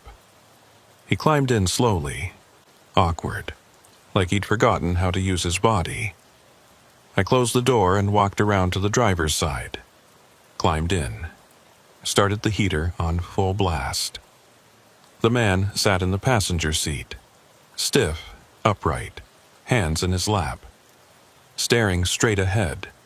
I looked at him, really looked. His face was gaunt, sunken eyes, hollow cheeks. His hair was matted, dirty, and his hands. His fingernails were black. Frostbite, severe. "What's your name?" I asked. No response. "Where are you from? Where are you trying to go?" Nothing. He just stared. I waited, gave him time. Maybe he was in shock. Hypothermia could do that. Make you silent, distant, unresponsive. I reached over and checked his pulse. His wrist was ice cold. I pressed my fingers against the skin, waited, and felt nothing. No pulse, no heartbeat. I jerked my hand back, my breath caught. This wasn't possible. He was sitting right here, moving, breathing. Except he wasn't breathing. I watched his chest. No rise, no fall, just stillness. I told myself I was wrong. The cold had numbed my fingers. I couldn't feel the pulse because of my gloves. That was it. Had to be. "Listen," I said. "I'm taking you down the mountain. There's a medical station about 50 miles south. They'll take care of you. Just sit tight, okay?" He didn't respond. Didn't even blink. I put the rig in gear and started driving. The fog was worse now. I could barely see the road. The man sat beside me, silent, still, and I tried not to think about what I'd felt, or hadn't felt. We drove for 20 minutes. The road descended. The curves got tighter. I had to focus. Had to keep the rig on the road, but I kept glancing at him, checking. He never moved, never shifted, just sat there, hands in his lap, staring. I tried talking to him, telling him about the route, about the weather, about anything. He never responded, never reacted. It was like talking to a statue. Around 8, the fog thinned a little. I could see further, maybe 40 feet now. The road leveled out. I checked the GPS. We were making progress. Another 30 miles to the medical station. I could make it. That's when I noticed the smell. Faint at first, then stronger. It was coming from the passenger seat. A wet smell, like damp earth or rotting wood. I glanced at the man. His clothes looked wet now. The jacket glistened in the dashboard light. Water dripped from the hem, pooled on the seat. "You're soaked," I said. "How long were you out there?" No answer. The water kept dripping. I reached over and touched the jacket. It was ice cold and wet. Not melting snow, not rain, just water, like he'd been submerged. My hands started shaking. I pulled back, focused on the road, tried to think. This didn't make sense. Nothing about this made sense. But I couldn't stop now. I had to get him help. Had to get us both off this mountain. The fog closed in again, thicker than before. The road disappeared. I slowed to a crawl. 10 miles an hour. 5. I could barely see the yellow line. The man sat beside me, dripping, silent, and I wondered if I'd made a terrible mistake. I reached the medical station just after 9. It wasn't much, a small building with a generator and a single light above the door. But it was staffed. A nurse, a paramedic, sometimes a doctor if you were lucky. I pulled into the gravel lot and parked. Killed the engine. The silence was immediate and heavy. I looked at the passenger seat. The man was still there, still sitting upright, still staring. But the seat was soaked. Water had pooled beneath him. It was dripping onto the floor. And his jacket. It wasn't just wet anymore. It was frozen. Ice clung to the fabric. Frost covered his shoulders. "We're here," I said. "I'm going to get help. Stay put." He didn't respond. I climbed down and walked to the building. The door was unlocked. Inside, it was warm. Too warm. A wood stove in the corner glowed red. A woman sat behind a desk. She looked up when I entered, early 50s, gray hair pulled back, tired eyes. "Help you?" she said. "I've got someone in my truck, found him on the road. He's not responsive. Might be hypothermia." She stood up quickly, grabbed a coat from a hook. "Where is he?" "Passenger seat." We walked outside together. The cold hit us both. She pulled her coat tight and followed me to the truck. I opened the passenger door. The seat was empty. I stared. The man was gone, just gone. But the seat was still wet. Water still dripped. And there was something else, a smell. That same damp earth smell. Stronger now. "Where is he?" she asked. "He was right here. I swear, he was sitting right here." She looked at me, then at the seat, then back at me. "There's no one here." I know, but he was. I picked him up on the road, drove him here. He was sitting right there. She studied the wet seat, touched it. Her fingers came away damp. She frowned. "This is fresh, but where did he go?" "I don't know." We both looked around. The lot was empty. No footprints in the snow. No tracks leading away. Just my rig and the building and the fog pressing in from all sides. "What did he look like?" she asked. "Tall, dark jacket, pale, really pale, and cold. His skin was frozen, and he wasn't breathing.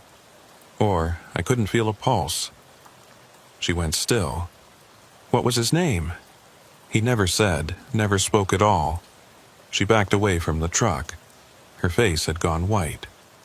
"Did he have dark hair, matted, and black fingernails?" I stared at her. "Yeah. How did you know?" She shook her head. "You need to come inside now." I followed her back to the building. She closed the door and locked it, poured 2 cups of coffee from a pot on the stove, handed me one. Her hands were shaking. "Tell me exactly what happened," she said. I told her everything. Finding him in the road, the stiffness, the cold, the lack of breath or pulse, the way his clothes were wet and frozen, the water dripping, the smell. She listened without interrupting. When I finished, she set her cup down and looked at me. "That's the 3rd time this year," she said. "Third time what?" "Third driver who's picked him up. Or someone like him." My stomach dropped. "What do you mean?" She walked to a filing cabinet and pulled out a folder. Opened it. Inside were reports, handwritten notes, dates and names. She pulled out one and handed it to me. It was dated 3 weeks ago. A driver named Sutter Rames had reported picking up a hitchhiker on the same stretch of road. Same description. Tall, dark jacket, pale, not breathing. He'd driven the man to this station, and when he arrived, the passenger was gone. Just vanished. Seat was wet, frozen, smelled like damp earth. "Where's this driver now?" I asked. "He left, headed south. I tried to follow up, but he never answered his phone." She pulled out another report. This one from 2 months ago. Different driver, same story, same road, same passenger, same result. Vanished at the station. "What is this?" I said. "Who is he?" "I don't know, but I have a theory." She pulled out a newspaper clipping. Old, yellowed, dated 15 years ago. The headline read, "Local man missing after vehicle found in creek." I read the article. A man named Marlon Hedden had gone missing in January 2009. His truck had been found in a creek bed at the bottom of a ravine. The creek was frozen solid. No sign of the driver. Search crews looked for days, never found him. They assumed he'd been thrown from the vehicle. The current had carried his body downstream, under the ice. "You think that's him?" I said. "I think it might be. The description matches, and the location. He went missing on the same stretch of road where drivers keep picking him up." "But that was 15 years ago." "I know." I looked at the clipping again. There was a photo. A man, tall, dark hair. The picture was grainy, but I could see the resemblance. The same hollow eyes. The same gaunt face. It could be him, or someone who looked like him. "Why would he still be out there?" I asked. "Maybe he's trying to get somewhere, trying to finish the drive. Or maybe he's just lost, trapped between here and wherever he was going." I set the clipping down. My hands were shaking. "This doesn't make sense.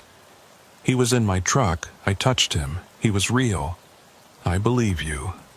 The other drivers said the same thing. "He's real, or real enough, but he's not alive, not anymore." I thought about the cold, the wet clothes, the lack of breath, the water dripping. It all fit. He'd gone into the creek, under the ice. The cold had killed him. And somehow he'd never left. Still walking that road. Still trying to get somewhere. "What do I do?" I said. "Nothing. You did what you could. You tried to help. That's more than most people would do. But he's still out there, on the road. Someone else is going to pick him up. Maybe. Or maybe he'll keep walking, keep trying, until he finds whatever he's looking for." I finished the coffee. It was cold now. Bitter. I stood up. "I need to get going. I've got a delivery." She nodded. "Be careful out there. The fog's getting worse." "Yeah." I walked back to the truck, climbed in. The passenger seat was still wet. I grabbed a rag from behind the seat and wiped it down. The water was ice cold. It soaked into the rag and dripped onto the floor. I wiped as much as I could. Then I threw the rag in the back. I started the engine and pulled out of the lot. The fog was thick again. I could barely see the road. I drove slowly, carefully, watching for shapes in the gray, watching for him. But I didn't see him, not on the road, not standing in the fog. He was gone, back to wherever he came from. Or still walking, still searching. I thought about what the nurse had said. He was trying to finish the drive, trying to get somewhere. But where? And why? What could be so important that he'd keep walking for 15 years? Keep appearing to drivers who couldn't help him? I didn't have answers. And I never would. I made the delivery in Prince George 2 days later. The mill took the logs and signed the paperwork. I refueled, grabbed food, slept in a motel, and then I headed back north. Same route, same mountain roads, same fog. I didn't want to go back. The thought of that road made my skin crawl. But I had another load waiting at the camp. Work didn't stop because you were scared. You pushed through. You kept driving. I left Prince George at dawn. The temperature was -35. The sky was clear for the first hour. I made good time, but as I climbed into the mountains, the fog rolled in. Just like before. Thick, gray, suffocating. I slowed down, kept my eyes on the road. Every shape in the fog made me tense. Every shadow looked like a person. But I didn't see him. Not yet. Around noon, I passed another truck. A log hauler heading south. I flashed my lights. The driver flashed back. Then he was gone. I kept driving. The road wound higher. The curves got tighter. I had to focus. Couldn't let my mind wander. Couldn't think about the passenger, about the wet seat, about the water dripping. But I kept seeing it, kept replaying it in my mind. The way he'd stood in the road. The way he'd moved. Stiff. Mechanical. The way his clothes were frozen. The way he'd just vanished. I reached the spot where I'd found him around 2. I recognized it, a straight stretch between 2 curves. Rock face on the left, drop-off on the right. I slowed down, looked. The road was empty, just fog and asphalt and snow. I kept driving, didn't stop, didn't want to stop. The fog pressed against the windshield. I turned on the fog lights, they barely helped. Around 3, I saw lights ahead, red taillights. Another truck moving slowly. I caught up and stayed behind it. Better to follow someone than drive blind. We moved together through the fog, a convoy of 2. The truck ahead braked, I braked. We stopped, I waited. After a minute, I keyed the CB. "What's the holdup?" Static, then a voice, deep, tired. "Something in the road." My chest tightened. "What is it?" "I don't know, can't see through the fog. Hold on." I waited, watched. The red taillights glowed in the gray. I could hear the other truck's engine idling. After a few minutes, the voice came back. "It's clear, just a deer, dead. Someone must have hit it." "Copy." The truck ahead started moving. I followed. We drove for another hour. The fog never lifted. Around 4, the other truck took a side road. I flashed my lights. He flashed back. Then I was alone again. I kept driving. The GPS showed the camp was close. Another 20 miles. I could make it before dark. I pushed on. Around 4:30, I saw him again. He was standing on the side of the road. Same spot as before. Same dark jacket. Same pale face. Just standing there.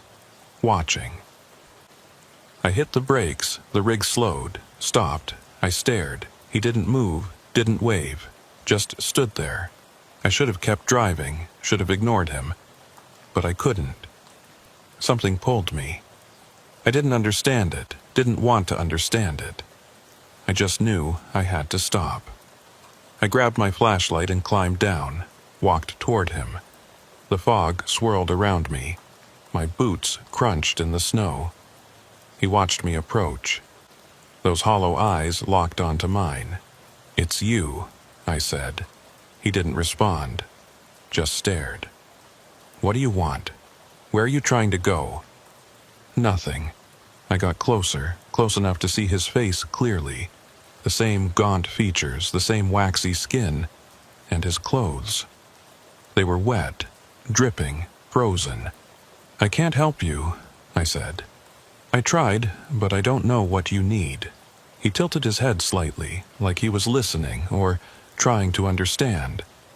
Then he raised one hand, slowly pointed. Not at me, past me, down the road. I turned and looked. The fog was too thick. I couldn't see anything. What's down there?"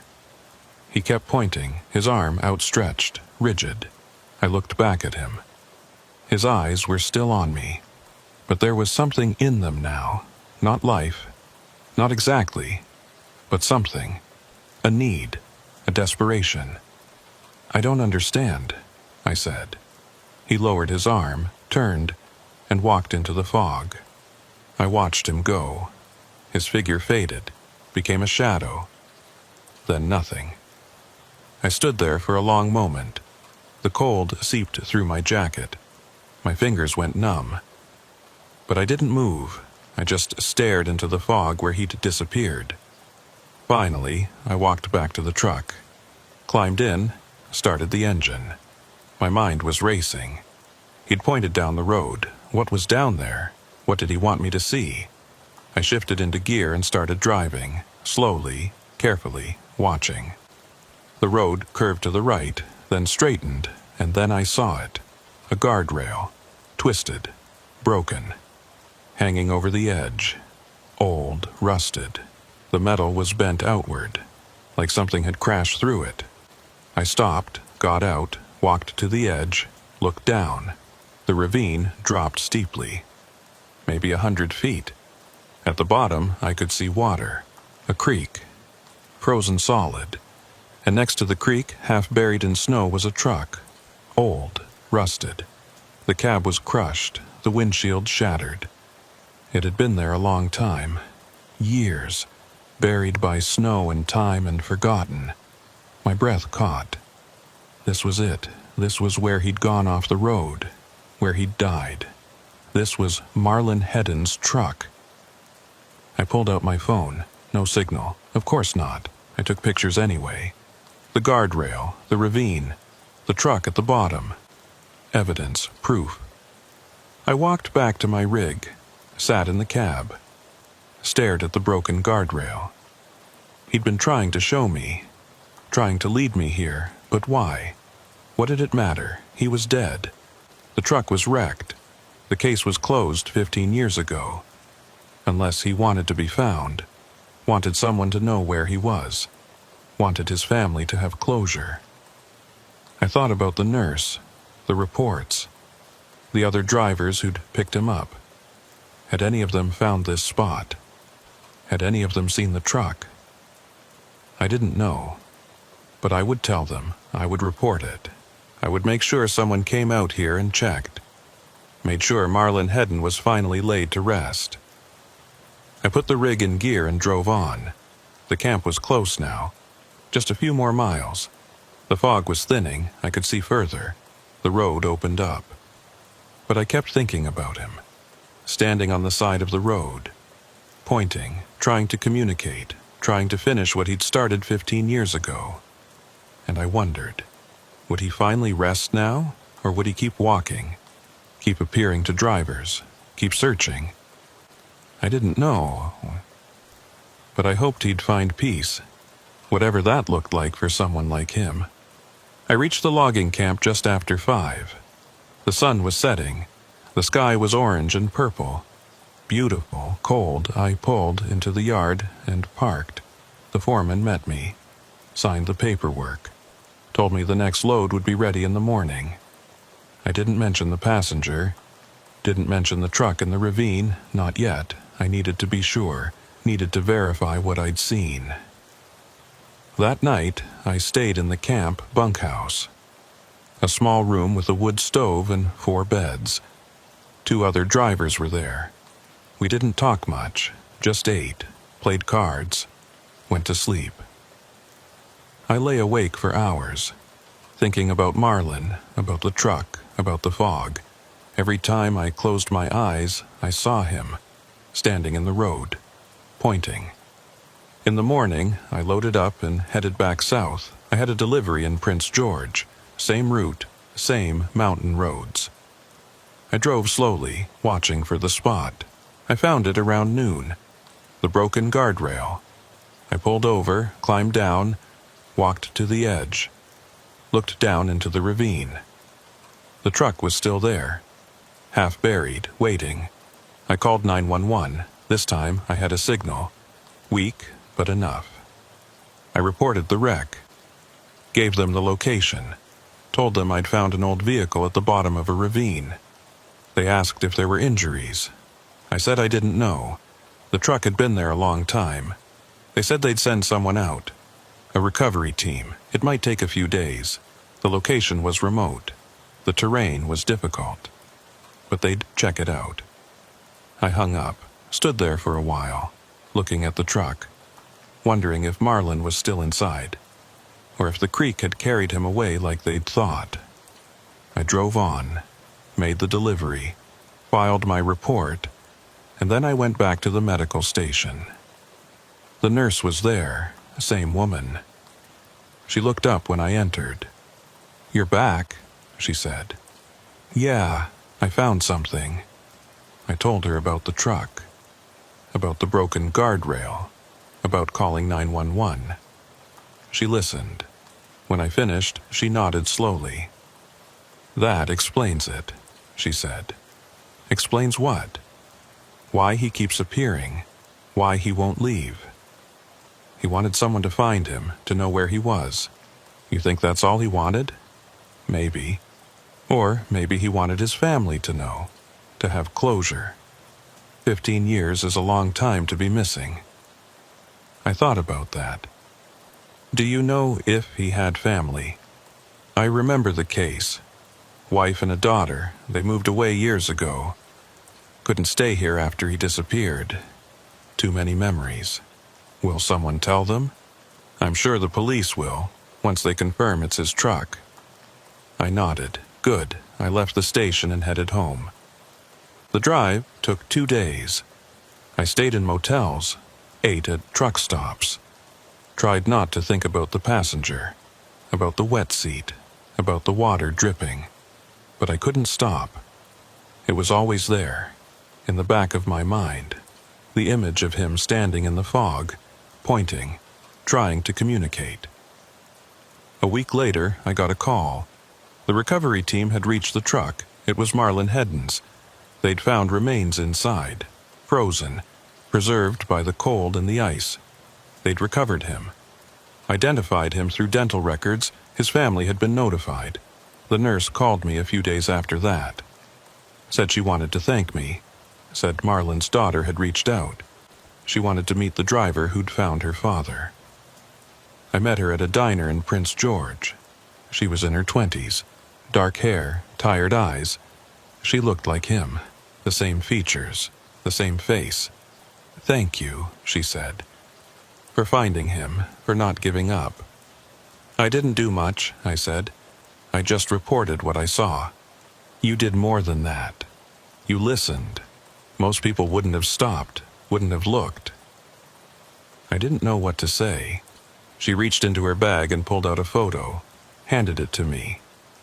It was Marlin, younger, smiling, standing next to a truck, his truck. "This was taken a month before he disappeared," she said. "He was hauling logs. Same route you drive. He loved that road. Said it was the most beautiful drive in the world." I looked at the photo. He looked happy, alive. Nothing like the figure I'd picked up in the fog. "I'm sorry," I said, "for what happened to him." "Me too. But at least now we know. We can finally say goodbye." She took the photo back. stood, shook my hand. "Thank you again. You gave us closure. That's more than we ever thought we'd get." She left. I sat there for a while, looking out the window, thinking about Marlin, about the road, about the fog. I drove that route many more times over the next few months. Every time, I watched for him, watched for that figure in the fog. But I never saw him again. The road was empty, just fog and snow, and the endless gray. The nurse told me later that no other drivers reported picking him up. No more wet seats. No more vanishing passengers. He was gone, finally at rest. But sometimes, late at night, when I'm driving through the fog, I think I see him. Just a shadow, just a shape at the edge of my vision. I blink, and he's gone. Maybe it's my imagination. Maybe it's just the fog playing tricks. Or maybe he's still out there, still walking, still searching, not for help, not for rescue, but for someone to remember, someone to care, someone to stop. I stopped. I listened. I found him. And now he can rest. But the road remembers. The fog remembers. And sometimes, when the temperature drops and the gray closes in, I remember too. The passenger who wasn't breathing. The man who pointed the way.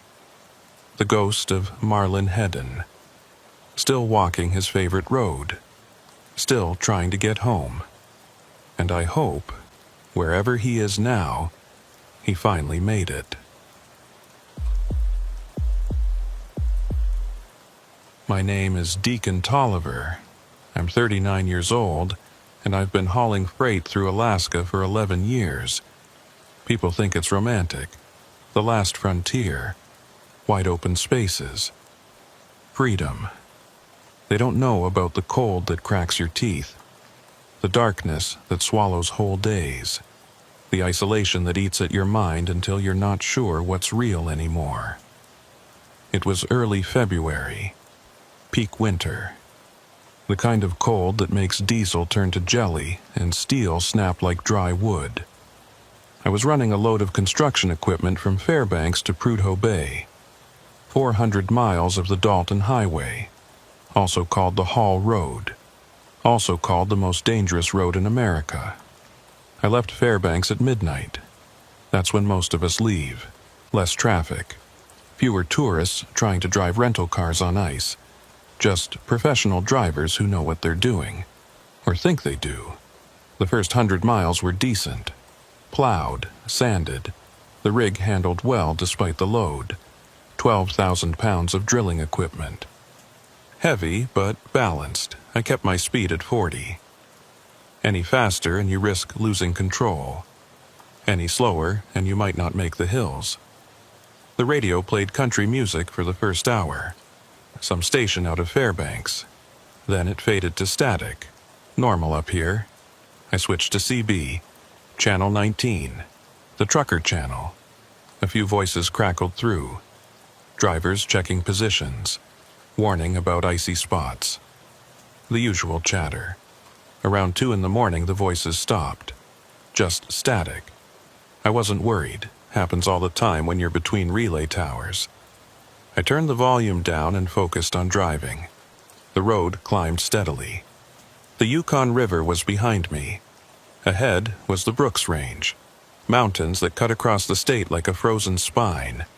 The highway wound through them, steep grades, tight curves, and ice. Always ice. My headlights cut through the darkness. Snow piled high on both sides of the road.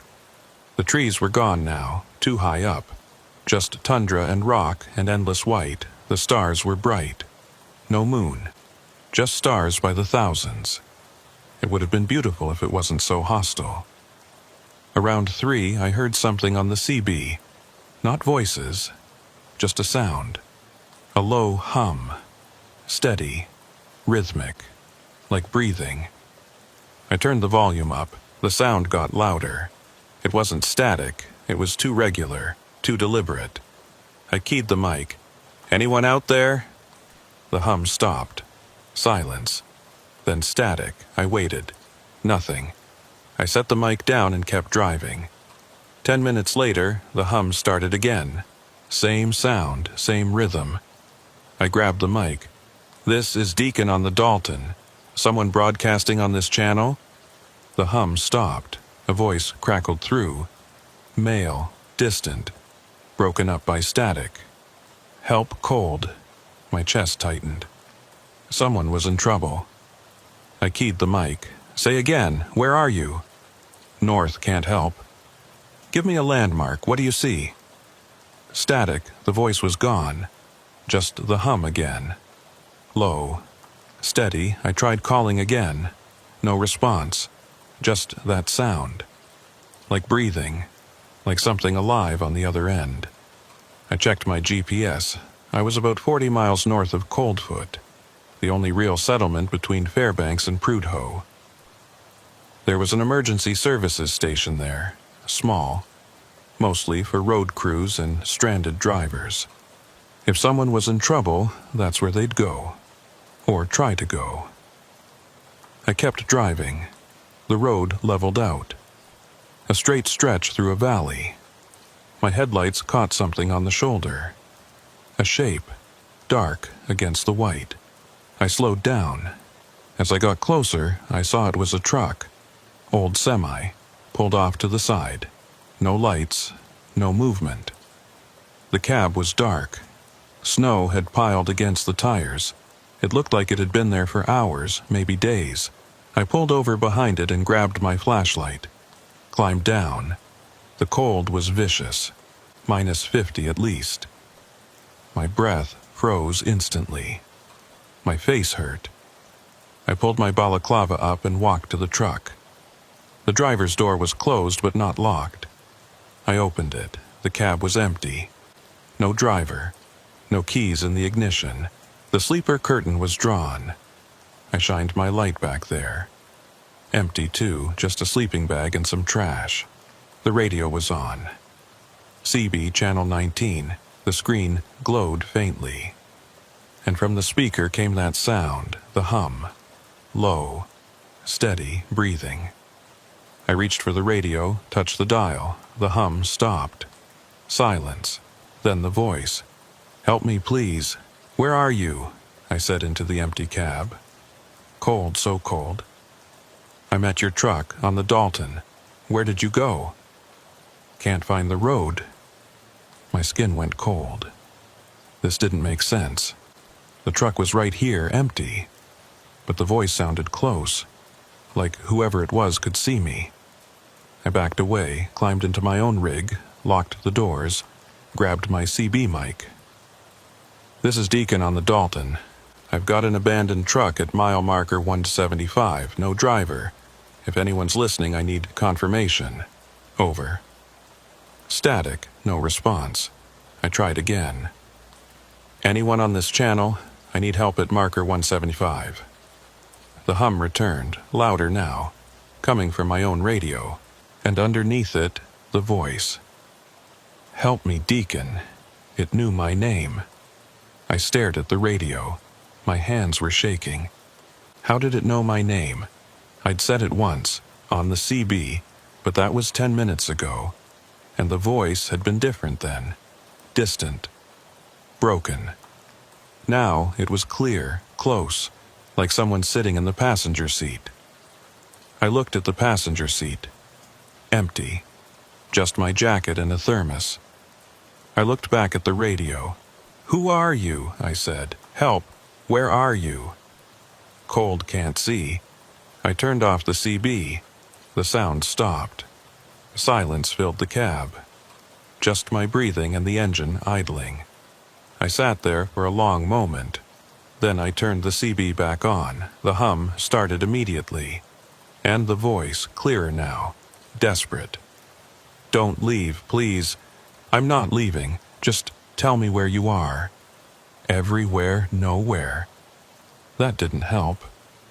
I looked at the abandoned truck through my windshield. Dark. Silent. Empty.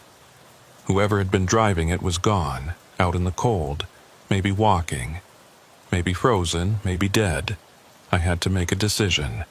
Keep driving, get to Coldfoot, report the abandoned truck. Let the authorities handle it, or go looking, try to find whoever was calling for help. The voice made the decision for me. Deacon, the station. What station? Emergency North, emergency station.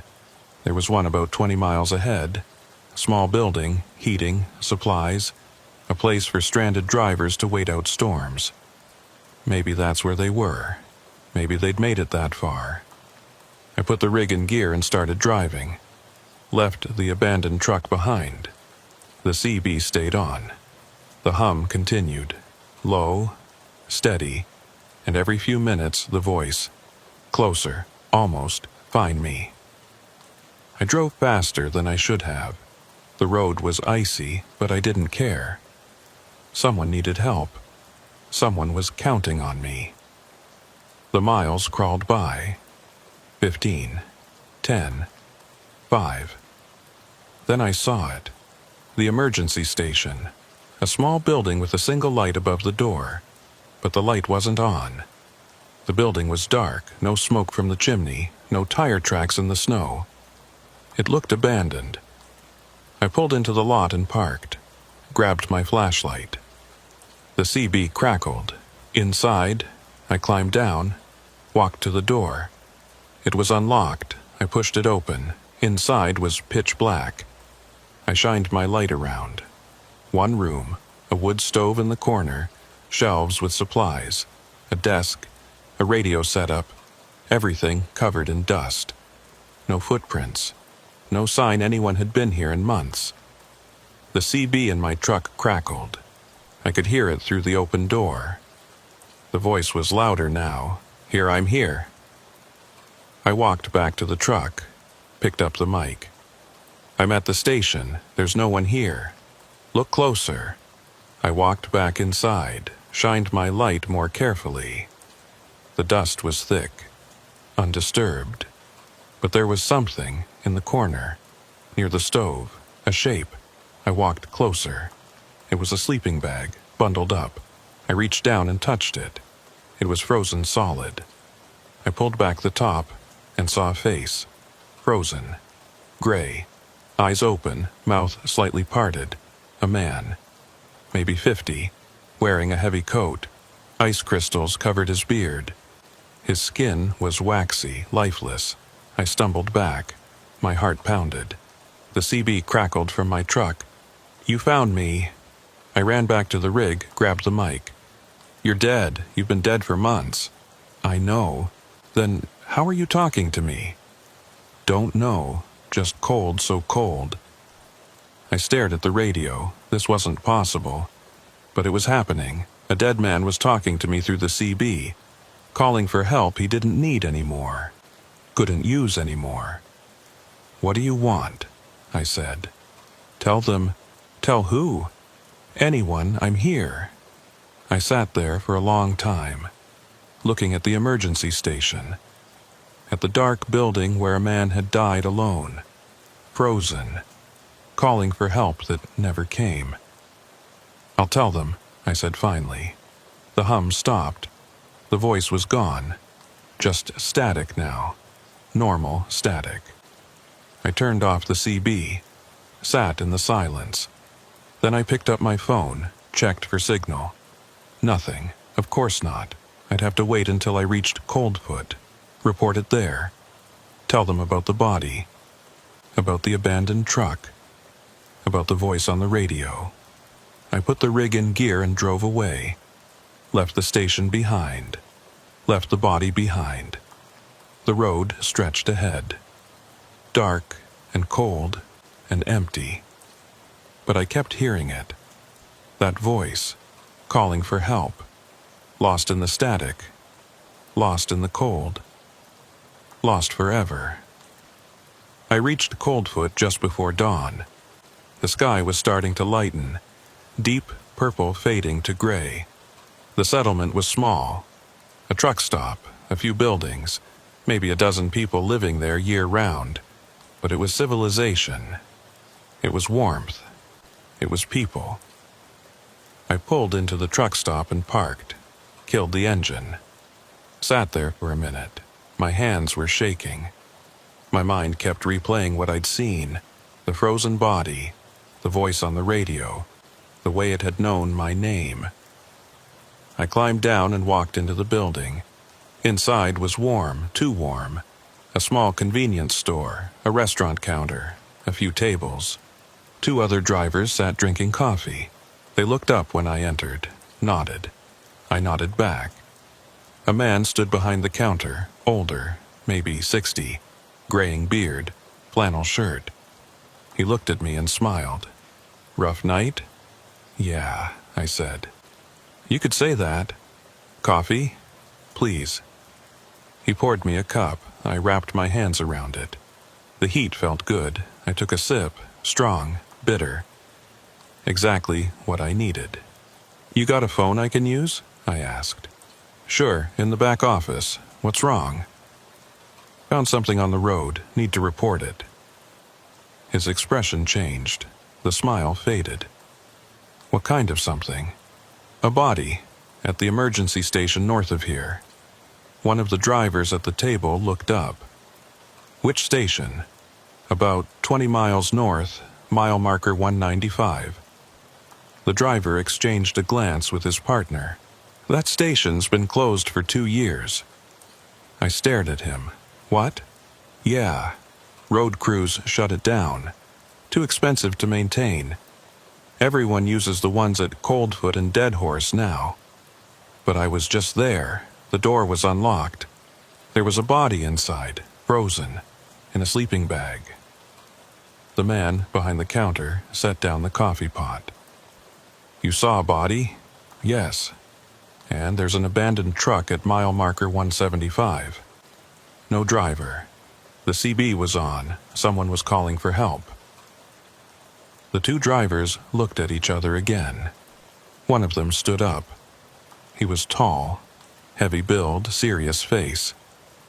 What did the voice say? "Just kept asking for help. Said they were cold. Said they couldn't find the road." "Did they say a name?" "No, but they knew mine, called me by name." The man's face went pale. "Show me."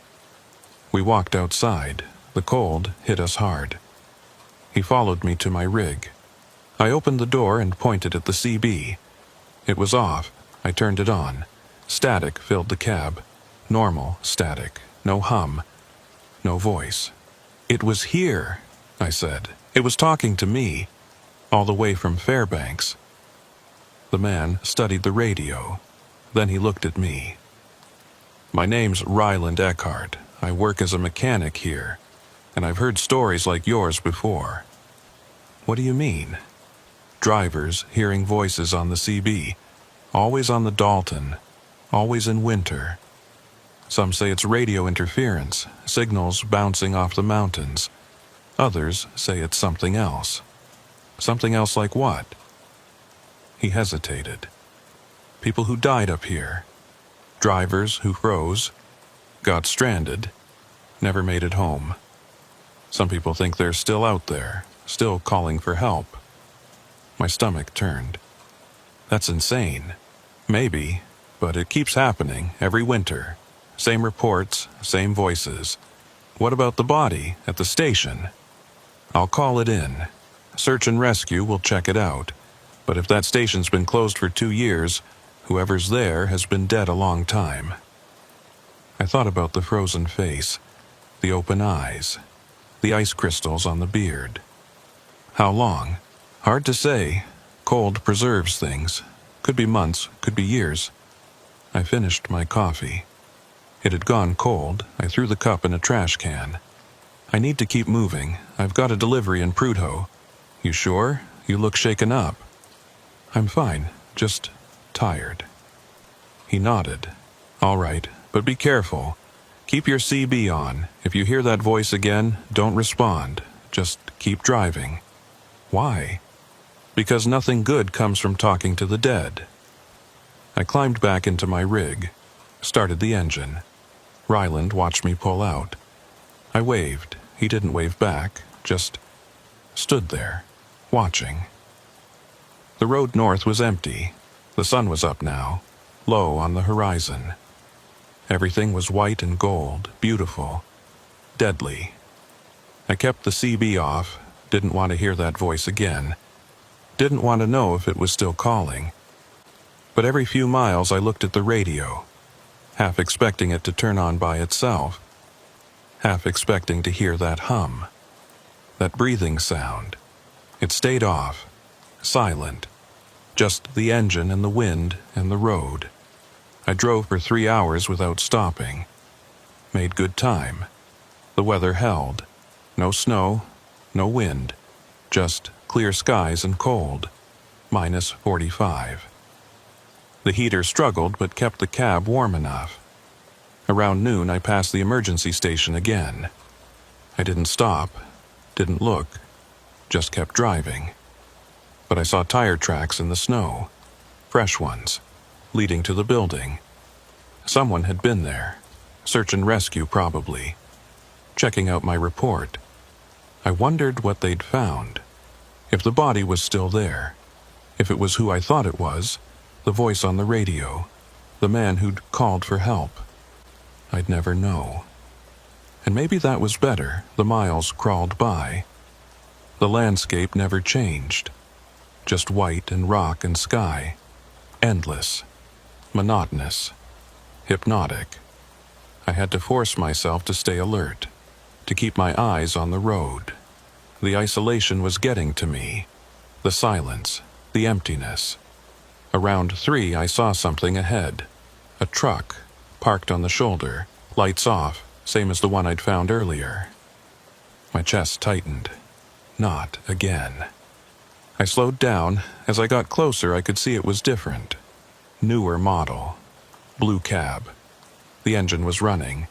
Exhaust rising from the stack. Someone was inside. I pulled over behind it, grabbed my flashlight, climbed down. Walked to the driver's door, knocked. The door opened.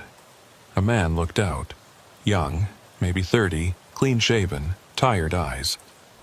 "You all right?" I asked. "Yeah, just taking a break, long haul." "You shouldn't stop out here. Too cold. Engine could die." "I know. Just needed a minute." I nodded, looked at his CB. It was on, static playing softly. "You hear anything strange on the radio?" He frowned. "Strange how?" "Voices. Calling for help." He shook his head. "No, just static. Why?" "No reason, just checking." He studied me. "You look like you've seen something. Just tired, like you." "Yeah." He closed the door. "Thanks for checking." I walked back to my rig, climbed in, waited until the blue truck pulled out and drove away. Then I followed, kept him in sight. Better to have company, even if we weren't talking. Just knowing someone else was out there helped. We drove together for 50 miles.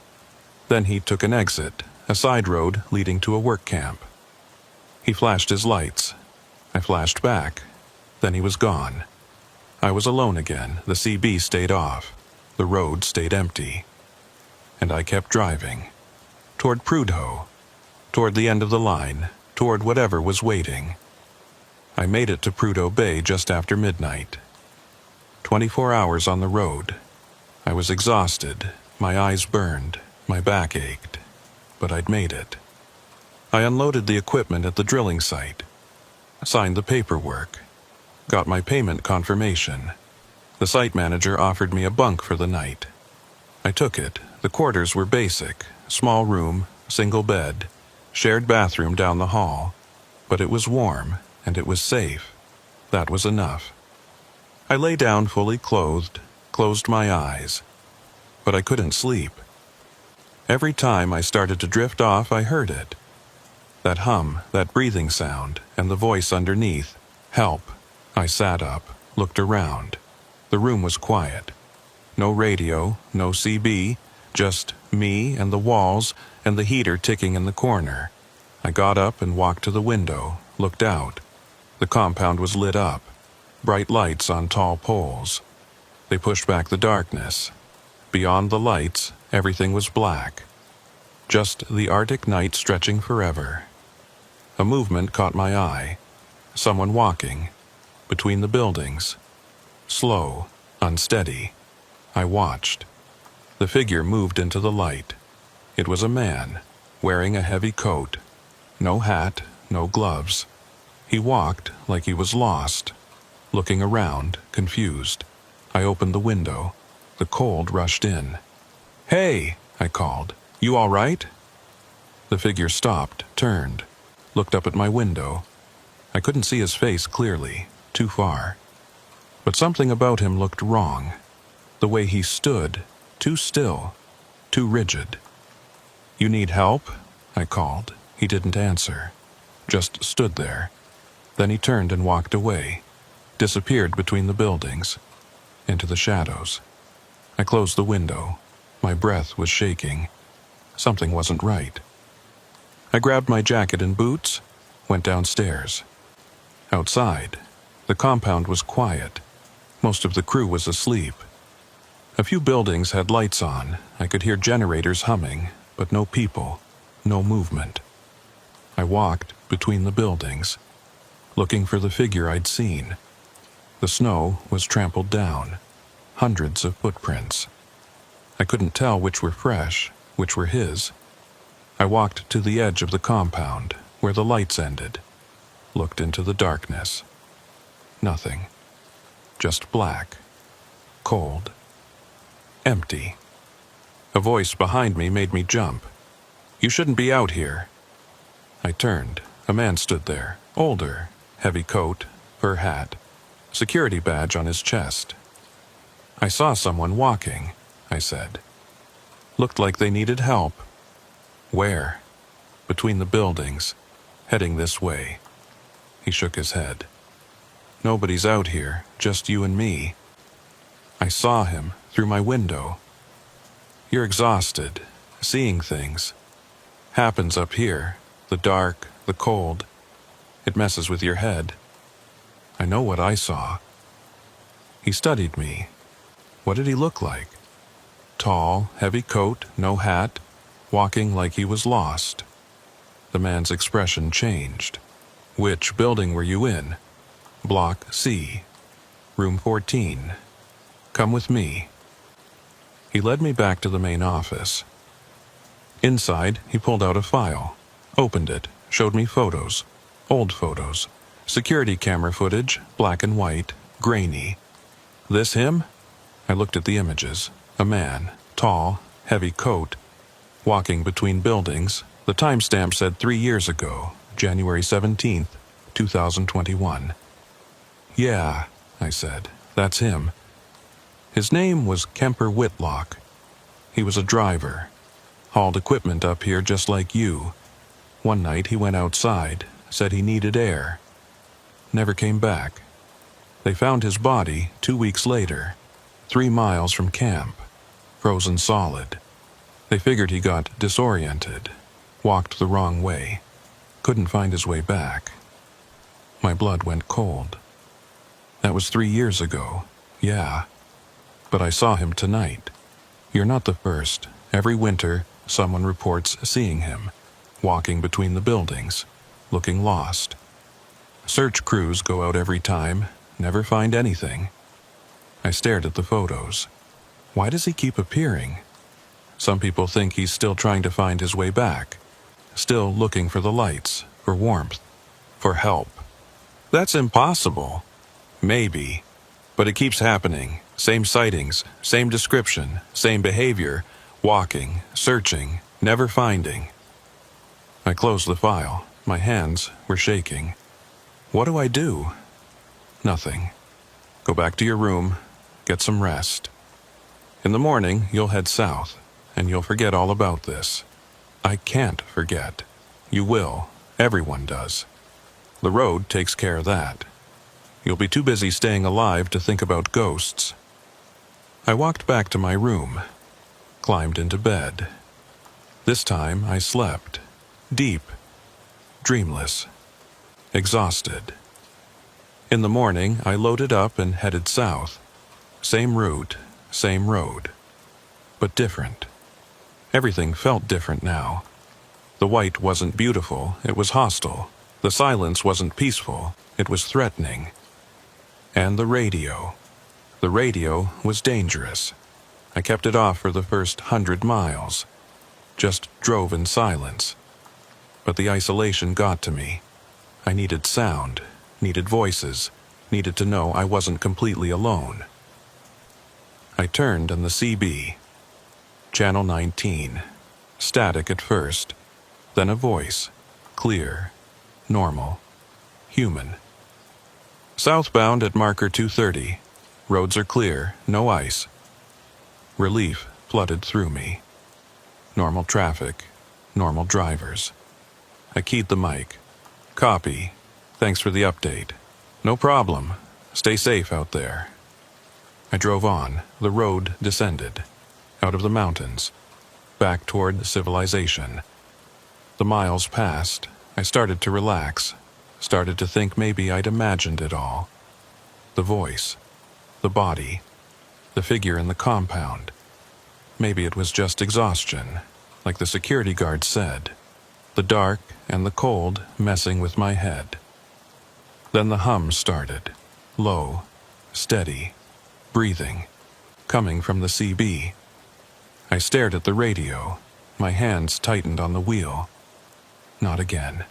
Please, not again. The voice crackled through, faint, distant, but clear enough. Deacon, I grabbed the mic. Leave me alone. Thank you. For what?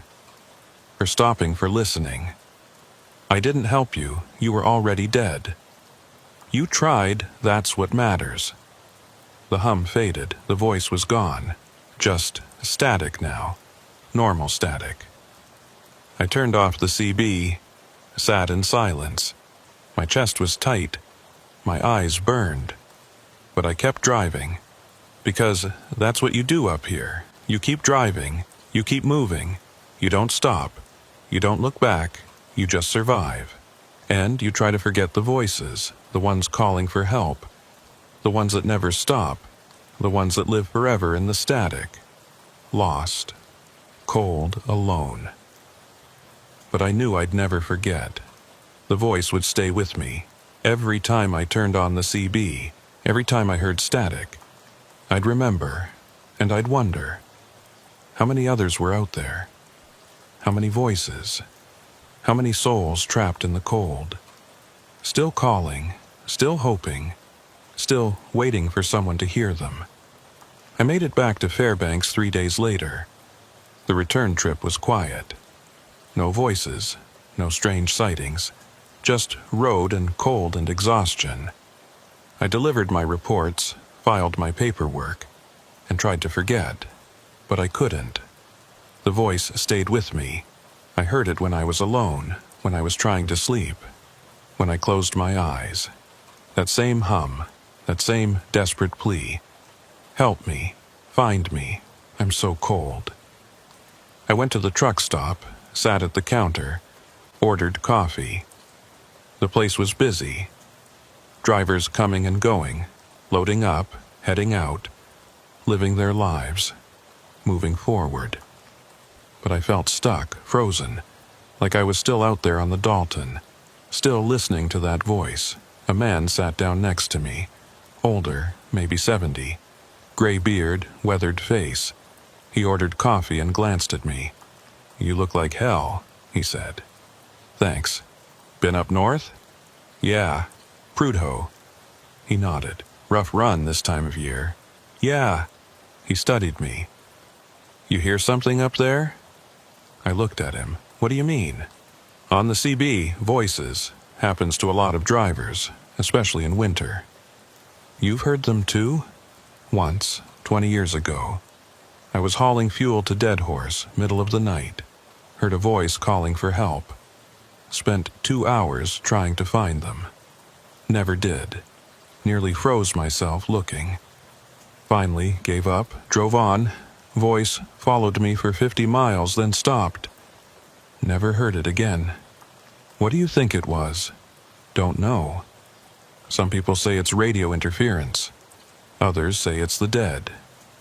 Drivers who froze, got stranded, never made it home. I don't know what to believe, but I know it was real, and I know it scared me more than anything else on that road. Did you report it? Yeah. Search and rescue checked the area. Found nothing. No tracks, no signs of anyone. Just empty road. Same thing happened to me. I found a body, but the station had been closed for years. Like he'd been there the whole time, waiting. The old man nodded slowly. The cold preserves things. Bodies. Voices. Memories. Up there, time works different. Things don't decay like they should. They just freeze. And wait. For what? For someone to find them. Someone to listen. Someone to care. Most people don't. They drive past, ignore the static, turn off the radio. But some people stop. Some people listen. And those are the ones who hear the voices. I finished my coffee. It was cold. I can't go back up there, not yet. Don't blame you. Take some time. Run southern routes. Let your mind settle. The road will still be there when you're ready. And so will the voices. They're always there. Always waiting. He paid for his coffee and left. I sat there for a while longer, thinking about what he'd said. The voices were always there. Always waiting. How many were there? How many drivers had frozen over the years? How many souls were trapped in that static? I didn't want to know, but I couldn't stop thinking about it. A week later, I got a call from Search and Rescue. They'd investigated my report. Found the body at the emergency station. Identified him through dental records. His name was Pace Dunaway. He'd been a dispatcher. Worked for a freight company in Fairbanks. He'd gone missing 4 years ago during a winter storm. His truck was never found, neither was he. Until now. They asked if I wanted to attend the memorial. I said yes. The service was small. A few people. His family, some co-workers. The chaplain said a few words. Talked about Pace's dedication. His love for the road. His commitment to helping drivers. Then we all stood in silence. After, his sister approached me. She was maybe 50. Dark hair, red eyes from crying. "Thank you," she said, "for finding him, for letting us know. I'm sorry it took so long. It's not your fault. The road takes people. Sometimes it doesn't give them back. But at least now we know. We can finally say goodbye." She handed me a photo. It was Pace, younger, smiling, standing next to a CB radio setup. His dispatcher station. He looked happy, alive. Nothing like the frozen face I'd found.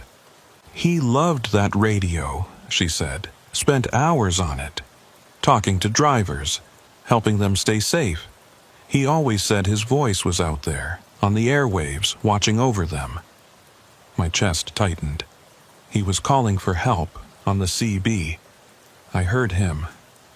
She looked at me. "That's impossible." "He died 4 years ago." "I know, but I heard him, his voice, asking for help." She was quiet for a long moment. Then she smiled, sad, broken. Maybe that's what he was doing. Still trying to help. Still watching over drivers, even after death. Maybe. She hugged me, thanked me again. Then she left.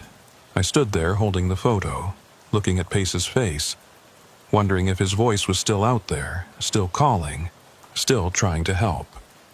I drove north again 2 months later. Different route, different load. But the same road eventually. The Dalton, the Hall Road, the most dangerous road in America. I kept the CB on, Channel 19, listened to the static, the voices, the normal chatter of drivers checking in, warning about ice, talking about the weather. Normal, human, alive. But every now and then, underneath it all, I heard it. That hum, that breathing sound, and sometimes, very faint, a voice. Thank you. I never responded, just listened, acknowledged, and kept driving. Because up here on this road, you're never truly alone. The voices are always there, in the static, in the cold, in the endless white, calling out, asking for help, watching over you, and sometimes, if you listen closely enough, they say thank you. For stopping, for caring, for not forgetting. Because in the end, that's all any of us want. To be remembered, to be found, to know we mattered, even in death, even in the cold, even in the static. The voices remember, and they wait, and they call, and somewhere out there someone will listen. My name is Thane Corrigan. I'm 47 years old. I've been driving trucks for 23 years. Started young. Never stopped. This road is all I know. The only life I've ever lived. And most days, that's enough. It was mid-March, late winter. The kind of time when the cold starts to ease up just enough to make you think spring might actually come. But it's a lie. Winter always has one more storm, one more freeze, one more test. I was hauling general freight from Whitehorse to Watson Lake. Standard run. 300 miles of the Alaska Highway. Good road. Well maintained. I'd done it 100 times. Could drive it in my sleep. Almost had, a few times. I left Whitehorse at 5 in the morning. Still dark. The temperature was -20. Not terrible. The rig was loaded medium-heavy, mixed cargo, construction supplies, food shipments, mail. The kind of load that keeps small communities running. The first hour was smooth. Clear skies.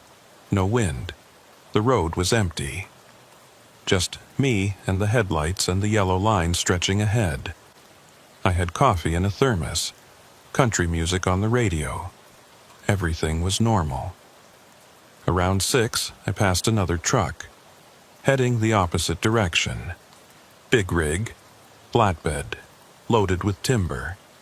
I flashed my lights. He flashed back, a silent greeting. You're not alone.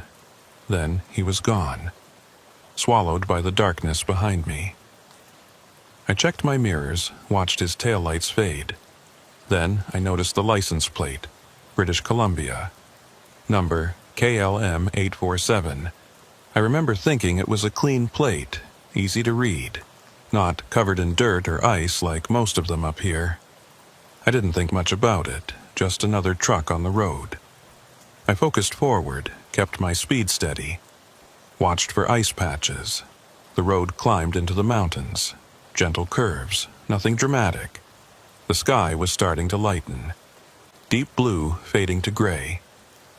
Around 7, I passed a truck stop. Small place, just a fuel pump and a building with a diner.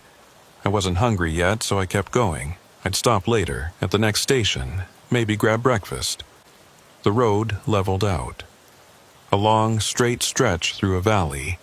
Trees on both sides, snow piled high. Everything was white and still.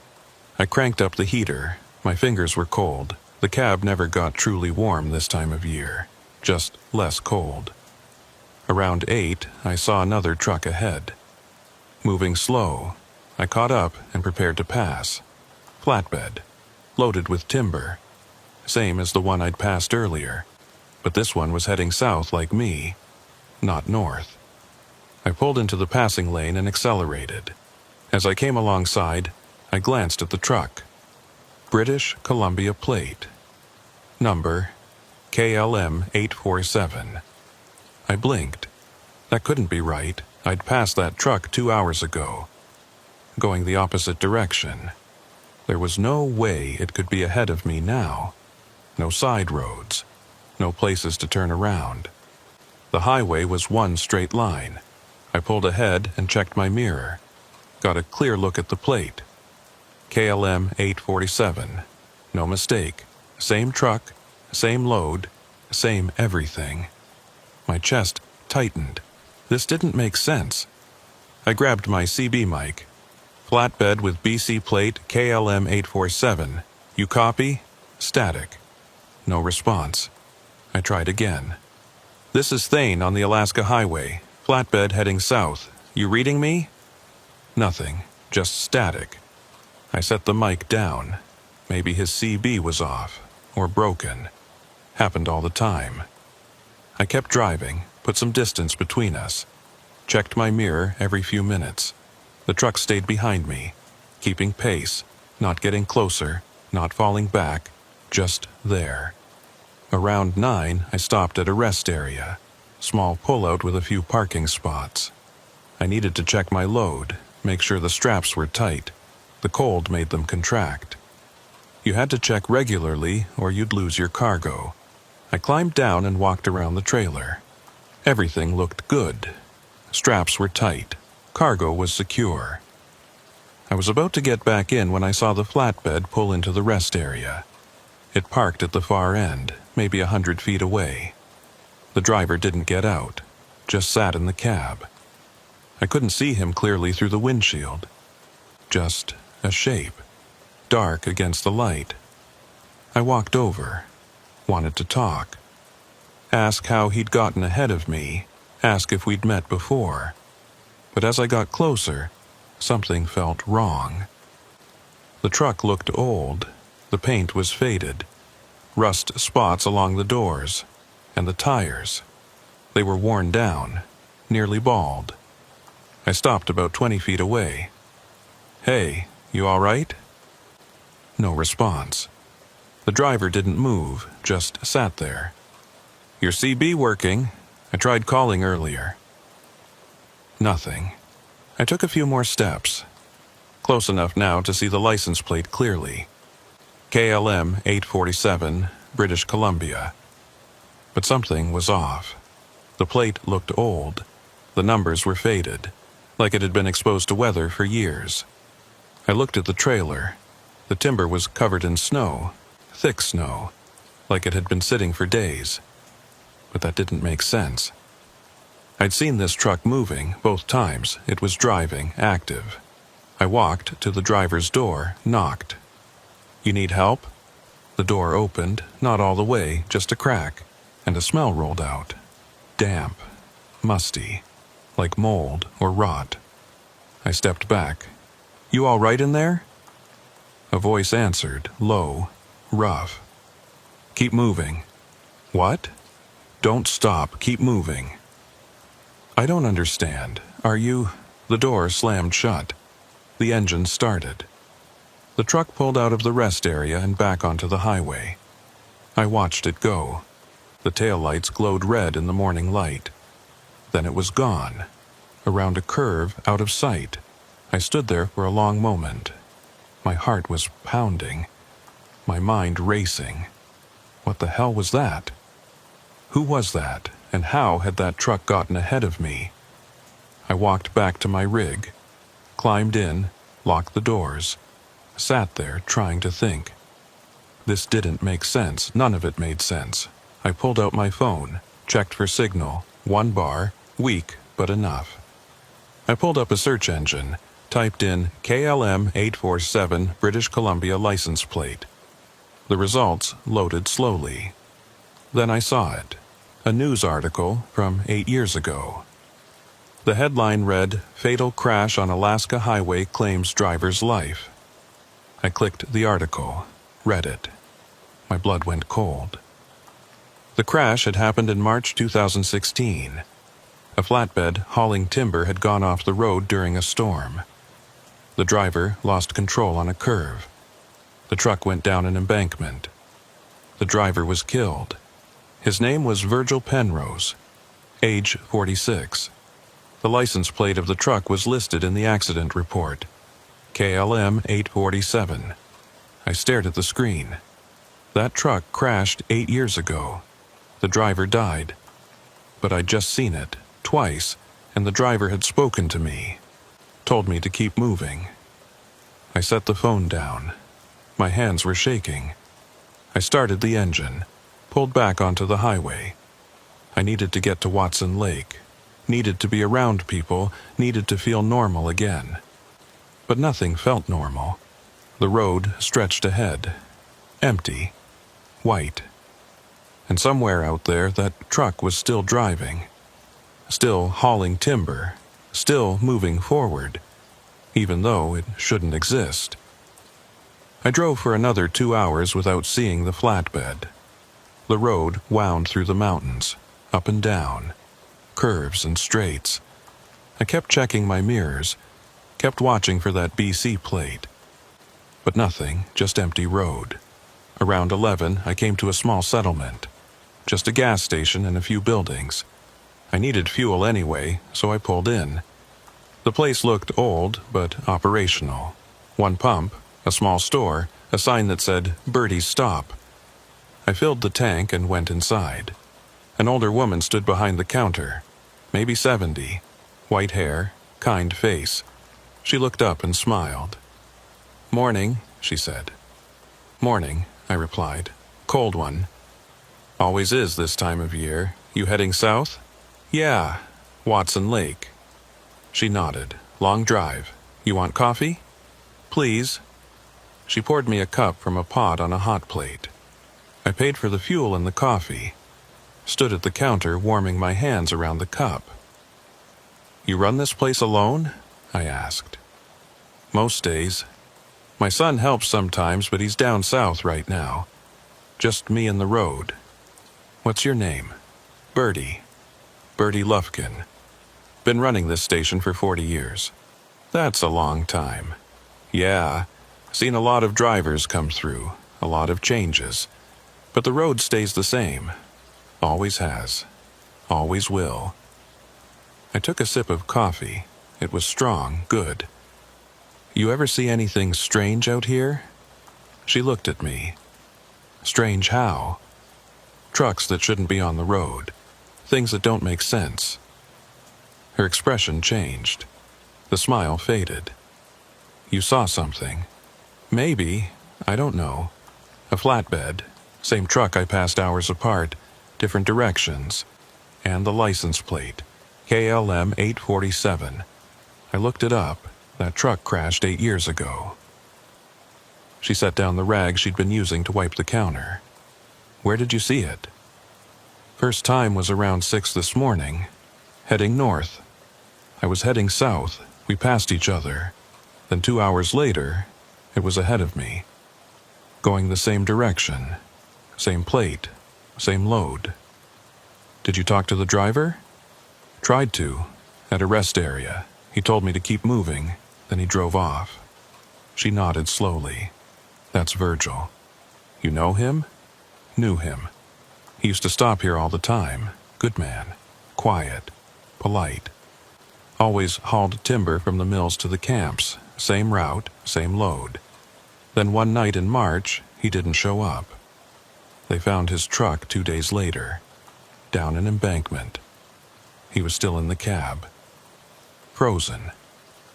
The article said he lost control in a storm. That's what they said. But I never believed it. Virgil knew this road better than anyone. He could drive it blind. Something else happened that night. Something no one talks about. "What do you mean?" She leaned in, lowered her voice. 3 other trucks went missing that same week. Never found. All of them hauling the same route. All of them disappeared without a trace. Search crews looked for months. Nothing, like they just vanished. My stomach turned. "You think they crashed?" "I think something's wrong with this road. Has been for years. Trucks disappear. Drivers see things, and some of them, like Virgil, they keep driving. Keep showing up like they never left. That's impossible." "Maybe. But you saw him, you talked to him. Was that impossible?" I didn't have an answer. I finished the coffee and set the cup down. "What should I do?" "What he told you. Keep moving, don't stop. Don't look too close. Just drive and get where you're going. This road doesn't like it when people ask questions. The road doesn't like it? You heard me. This place is old. Older than the highway. Older than the settlements. And it remembers. Remembers everyone who drives it. Everyone who dies on it. And sometimes it brings them back. Makes them drive forever. Stuck in a loop. Never reaching their destination. Never stopping. I backed away from the counter. I need to go. Be careful out there. And if you see Virgil again, don't stop. Don't talk to him. Just keep moving. I walked out into the cold, climbed into my rig, started the engine. My mind was racing, stuck in a loop, never stopping. Was that what Virgil was doing? Driving the same route forever? Passing other drivers? Trying to warn them? I pulled out of the station and back onto the highway. The road stretched ahead, empty. But I couldn't shake the feeling that I was being watched, that something was following me, pacing me, waiting. Around noon, I saw it again, the flatbed. Ahead of me, moving slowly. Same truck, same plate, KLM 847. My hands tightened on the wheel. I should pass it, get ahead, put distance between us. But something told me not to. Told me to stay back. Watch. Wait. I kept my distance. 50 yards. Watched the truck move. It didn't speed up, didn't slow down. Just maintained a steady pace. Like it was on autopilot. Like no one was driving. We drove like that for 20 miles. The road climbed. Steep grades. Tight curves. And then I saw the sign. Sharp curve ahead, 30 mph. I slowed down. The flatbed didn't. It kept the same speed, 45, maybe 50. Too fast for the curve. I watched in horror as the truck approached the turn. It didn't brake, didn't slow, just kept going. Straight, off the road, over the embankment. But there was no sound, no crash, no screeching metal. The truck just disappeared, like it had driven through a curtain. 1 second it was there, the next it was gone. I hit the brakes, pulled over, grabbed my flashlight, climbed down, ran to the embankment, looked over the edge. Nothing, no truck, no tire marks, no broken trees. Just snow and rocks and silence. I stood there staring. This was the spot. This was where Virgil had crashed. 8 years ago, and I just watched him do it again, like a recording playing over and over forever. I backed away from the edge. My heart was pounding. My breath came in short gasps. This wasn't real, couldn't be real, but I'd seen it, watched it happen. I got back in my rig, sat there shaking, trying to process, trying to understand. But there was no understanding. Just fear. Deep. Primal. The kind that lives in your bones. I started driving, faster now. I needed to get away from this place, away from this curve, away from whatever kept Virgil trapped here. Replaying his death, over and over, forever. But as I drove, I kept checking my mirrors, kept watching, because I knew he was still out there. Still driving, still heading toward that curve. And tomorrow, or the next day, or the next, some other driver would see him, would watch him disappear, would stand at that embankment and see nothing. The loop never ended. The road never forgot. And Virgil kept driving, kept dying, kept trying to warn people, keep moving, don't stop. Because if you stop, you might not start again. You might become like him, trapped, lost, forever. I reached Watson Lake just after dark. I was exhausted. My nerves were shot.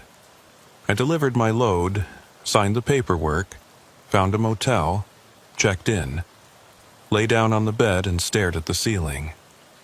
I couldn't stop thinking about Virgil, about that truck, about the way it had just disappeared over the embankment, like it was meant to happen, like it was always going to happen, forever. I pulled out my phone, searched for more information, found other articles, other reports. The crash in 2016 wasn't the first. There had been others. Trucks going off at the same curve, the same embankment, going back decades. A flatbed hauling lumber. Driver killed. No explanation. Another timber truck. Same curve, same result. Driver's body never recovered. Same spot, same type of truck. Driver died on impact. The pattern went back 50 years, maybe longer. All of them timber trucks, all of them at the same curve. All of them during winter. Like something about that place called to them, drew them in, made them crash. I set the phone down. My hands were shaking. This was bigger than Virgil, bigger than one ghost truck. This was something else, something that had been killing drivers for half a century. I tried to sleep, but couldn't. Every time I closed my eyes, I saw that truck. Saw it drive off the embankment. Saw it disappear. And I heard Virgil's voice, "Keep moving, don't stop." In the morning, I loaded up for the return trip. Same route, back to Whitehorse. I didn't want to go, didn't want to drive that road again, but I had no choice. This was my job, my route, my life. I left Watson Lake at dawn. The sky was clear. The temperature was -15. The road was empty. I drove slowly, carefully, watching for ice, watching for that flatbed. Around 8, I saw Birdie's station. I pulled in, needed coffee, needed to talk to someone, needed to feel normal. Birdie was there, same spot behind the counter. She looked up when I entered. "You made it back," she said. "Yeah. You see him again?" I nodded. "At the curve. I watched him go over, just like the crash. Then he was gone. No truck, no wreckage, nothing." She poured me coffee. "That's what happens. He replays it. Every time, like he's stuck in that moment. Can't move past it, can't let go. Why? What keeps him there? Guilt, maybe, or fear, or just the road. This place holds on to things, holds on to people, especially the ones who die here. They don't move on, they just stay, driving, crashing, dying, over and over. How do we stop it?" She shook her head. "You don't, you can't. The road decides when to let go, when it's done with someone. Until then, they're trapped. That's not fair. Fair doesn't matter up here. Only survival matters. Only getting where you're going and coming back alive." I drank the coffee. It was cold, bitter. I looked up the crashes. That curve has killed drivers for 50 years. All of them timber trucks. All of them in winter. Why? I don't know. Some places are just cursed, just wrong. And that curve is one of them. Has been since they built the highway. Maybe even before. The native people used to avoid that area, said it was a bad place. A place where spirits gathered, where the dead walked. But no one listened. They built the road anyway. And people started dying. You think it's the spirits? I think it's something. Something old. Something that doesn't like being disturbed. And it takes what it can get. Drivers, trucks, lives, and it keeps them, makes them part of the road, part of the loop. I set the cup down. I need to get going. Be careful. And remember what I said. Keep moving. Don't stop at that curve. Don't look too long. Just drive past and don't look back. I nodded, paid for the coffee, walked back to my rig. The sun was higher now. The day was warming up. Relatively speaking, still -10, but better than -40. I drove on. The road wound through the mountains. I knew the curve was coming. I could feel it, like a weight in the air, a pressure building. The closer I got, the heavier it felt. And then I saw the sign. Sharp curve ahead, 30 mph. My heart started pounding. I slowed down, 30, 25, careful, controlled. The curve appeared, sharp, tight, the embankment on the right, trees below. I kept my eyes on the road. Didn't look over the edge, just focused on the yellow line, the asphalt, the way forward. And then I saw it, in my mirror, the flatbed, behind me, close, too close. How did it get there? I hadn't seen it, hadn't heard it. It had just appeared. The truck was right on my tail. 20 feet, 10, 5. I accelerated, tried to put distance between us, but it kept pace, stayed close. The plate was clear in my mirror. KLM 847. We approached the curve. I braked. The flatbed didn't. It kept coming, faster now, heading straight for me, going to hit me, push me over the edge. I swerved, took the curve wide, tires screaming, trailer swaying. The flatbed shot past me. Took the inside line, too fast, way too fast, and then it was gone, over the embankment, just like before. Disappeared. I pulled over, jumped out, ran to the edge, looked down, nothing, no truck, no crash, just snow and trees and silence. I stood there gasping. My legs were shaking. I'd almost died. That truck had almost pushed me over, almost made me part of the loop, part of the curse, another ghost driver replaying my death forever. I got back in my rig, locked the doors, started the engine, and drove, fast, faster than I should have. But I didn't care. I needed to get away from that curve, away from Virgil, away from whatever haunted that place. I didn't stop until I reached Whitehorse. Drove straight to the terminal, parked, climbed down. My legs barely held me. I walked into the office. The dispatcher looked up. "You all right? You look like hell." "I need a new route. Different highway, different runs. I can't drive the Alaska Highway anymore." He frowned. "What happened?" "Just trust me. I need a change." He studied me for a long moment, then nodded. "All right, I'll see what I can do." I walked out, went home, took a shower, tried to wash off the fear, the memory, the feeling of that truck behind me, coming closer, trying to take me. But I couldn't wash it away. It stayed with me, in my mind, in my dreams, in the mirror every time I checked it.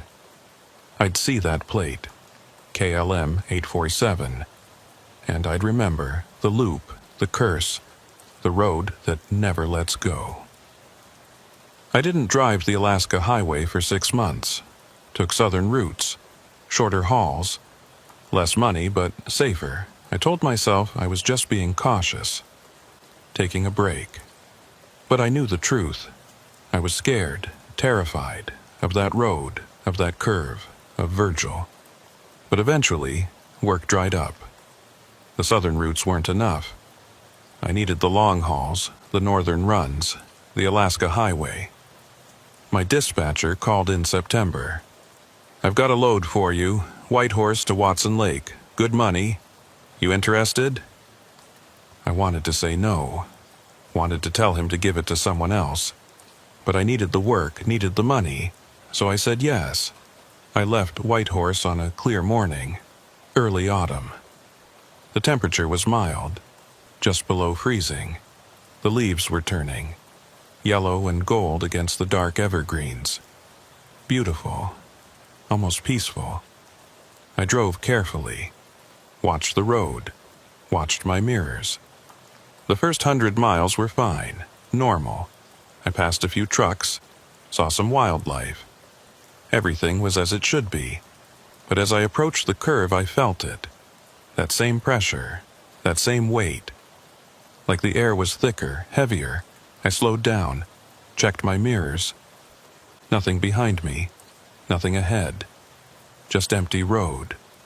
I came around the curve, slow, controlled, and I saw them. 3 trucks, parked on the shoulder. Emergency lights flashing, people standing around. I pulled over, climbed down. A police officer approached. "You see anything? Any trucks lose control?" "No. What happened?" "Witness reported a flatbed going over the embankment, but we can't find anything. No truck, no tracks, nothing." My blood went cold. What did the witness say? Said they saw a flatbed hauling timber, lost control on the curve, went over the edge. But there's nothing down there. We've checked 3 times. What was the plate number? The officer checked his notes. BC plate, KLM 847. I closed my eyes. It's Virgil. What? That truck crashed here 8 years ago. Driver was killed, but he keeps coming back, keeps replaying it. I've seen him multiple times. He's trapped in a loop. The officer stared at me. You serious? Dead serious. Look it up. March 2016. Fatal crash at this curve. Same truck, same plate. It's all in the records.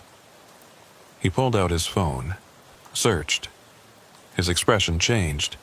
Jesus, you're right. How did you know? Because I've seen him. Talked to him, watched him crash. Multiple times. He's still out there, still driving, still trying to warn people. He told me to keep moving. Don't stop. I think he was trying to save me, to keep me from becoming like him. The officer looked at the embankment, then back at me. How many people have seen him? I don't know, but I'm not the first. There's a woman named Birdie, runs a gas station about 50 miles south. She knew Virgil. She knows about the curse, about this curve. Ask her. What curse? This place kills drivers. Has been for 50 years. Always at this curve, always timber trucks, always in winter. Something here doesn't want to be disturbed, doesn't want the road, so it takes what it can. And it keeps them. Makes them part of the loop forever. The officer was quiet for a long moment. Then he nodded. I'll look into it. Thanks for the information. I climbed back in my rig, drove away, left them there, investigating something they'd never understand, never find, because Virgil wasn't there anymore. He was somewhere else on the highway, driving, heading toward another crash, another replay. As I drove, I thought about what the officer had said. A witness saw the crash. That meant someone else knew. Someone else had seen Virgil, and that meant I wasn't crazy, wasn't imagining it. It was real, all of it. I reached Watson Lake without incident, made my delivery, turned around, drove back. As I approached the curve, I slowed down, looked at the embankment, and I saw something. Just for a second. A flash of light, like headlights, down in the trees. I pulled over, got out, walked to the edge, looked down. And there it was, the truck, Virgil's truck, sitting at the bottom of the ravine, rusted, broken, covered in moss and snow. The cab was crushed, the windshield shattered, and inside I could see a shape, slumped over the wheel. Virgil, still there, still frozen, still waiting. But the truck was also on the road, somewhere, driving, moving, alive in a way the wreck couldn't be. 2 versions of the same thing, one dead, one undead, both trapped in the loop. I backed away from the edge, got in my rig, and drove. I knew now what I'd seen, knew what Virgil was. A ghost, a memory, an echo of what happened, playing over and over, forever. But I couldn't just leave it, couldn't just drive away and pretend I hadn't seen the wreck down there. That was Virgil's real body, his real truck, still trapped at the bottom of that ravine after 8 years. No one had found him. No one had recovered him. He was still there, waiting. I drove to the next town, a small place called Junction Creek, population maybe 200. I found the RCMP detachment, walked in. A young officer sat at a desk. He looked up. "Help you? I need to report a vehicle in a ravine on the Alaska Highway, about 20 kilometers north, driver's still inside." He grabbed a notepad. "When did this happen?" 8 years ago." He stopped writing, looked at me. 8 years? March 2016. A flatbed went off the road at the sharp curve. Driver was killed. But the truck was never recovered. It's still down there. I just saw it. He set the pen down. "That's the Penrose crash. We know about it. Search crews looked for weeks, never found the truck. Well, it's there. Bottom of the ravine, east side of the road. You can see it from the embankment if you look close." "You sure about this?" "Dead sure. I've been seeing his truck on the road. The ghost of it. Driving, replaying the crash.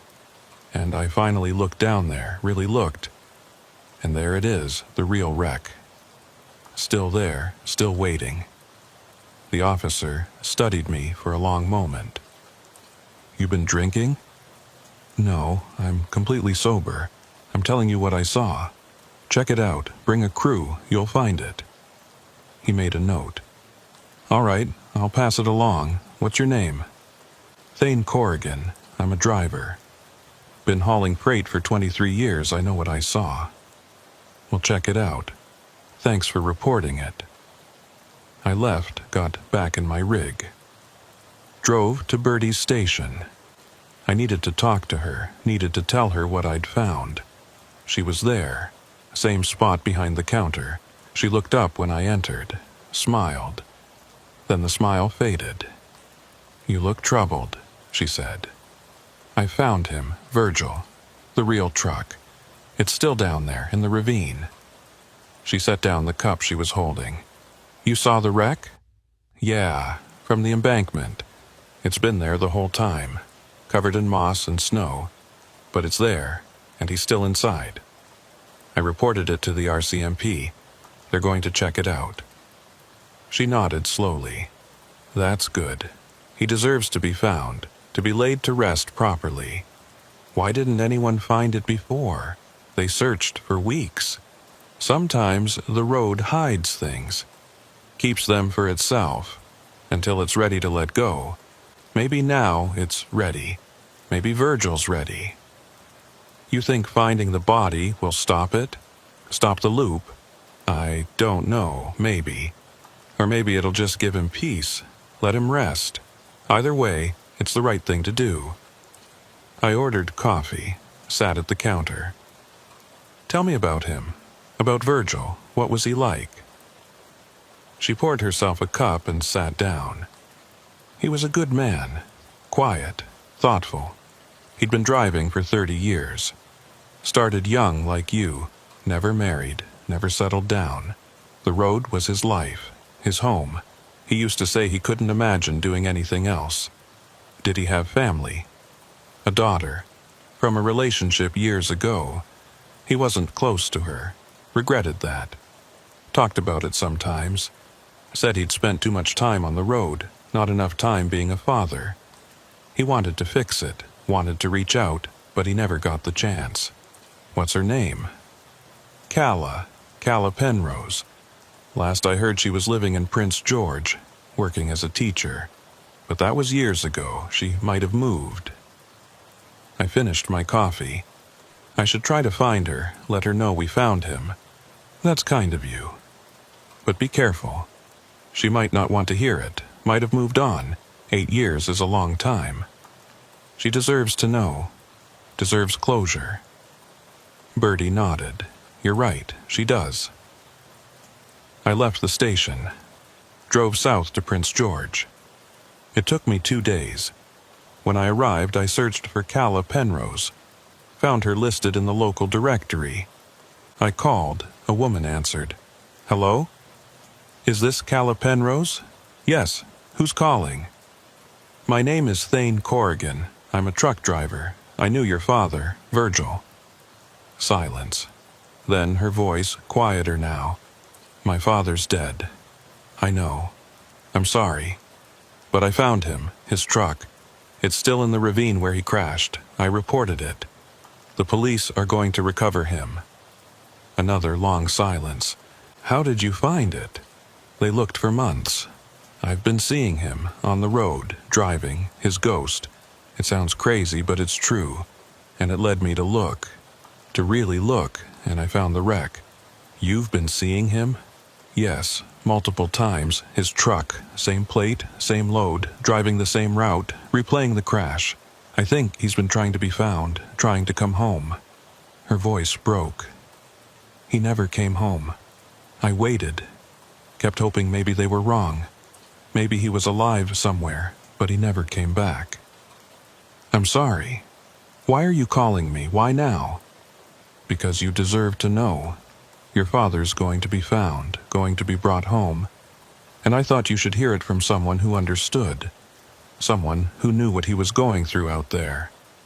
Thank you. I appreciate that. Really. There's something else. Bertie told me he regretted not being close to you. That he wanted to fix it. Wanted to reach out.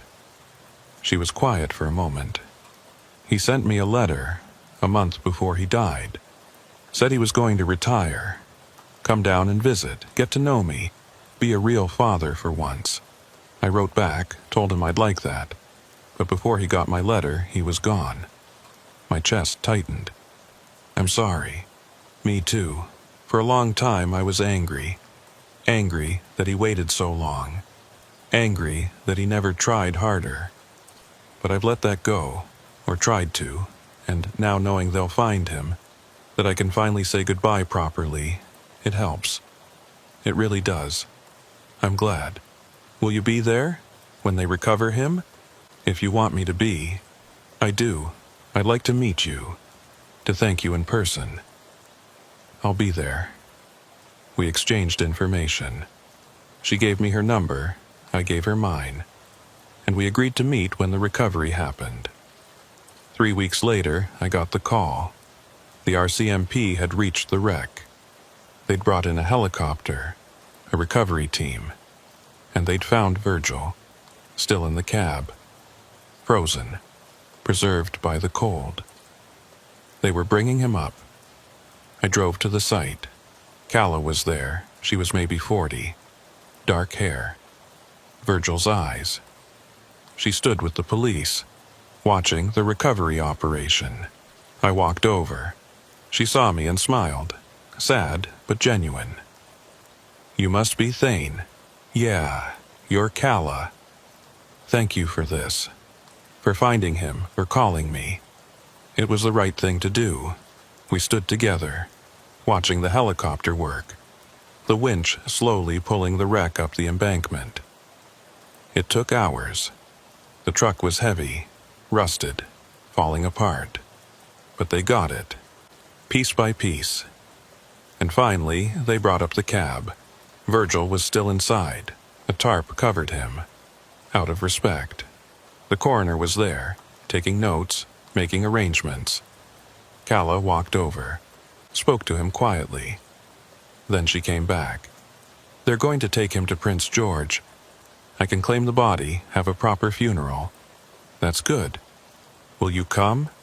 To the funeral? I hesitated. I didn't really know him. But you saw him, more than I did in the last 10 years of his life. You talked to him, even if it was his ghost. That means something. All right, I'll be there.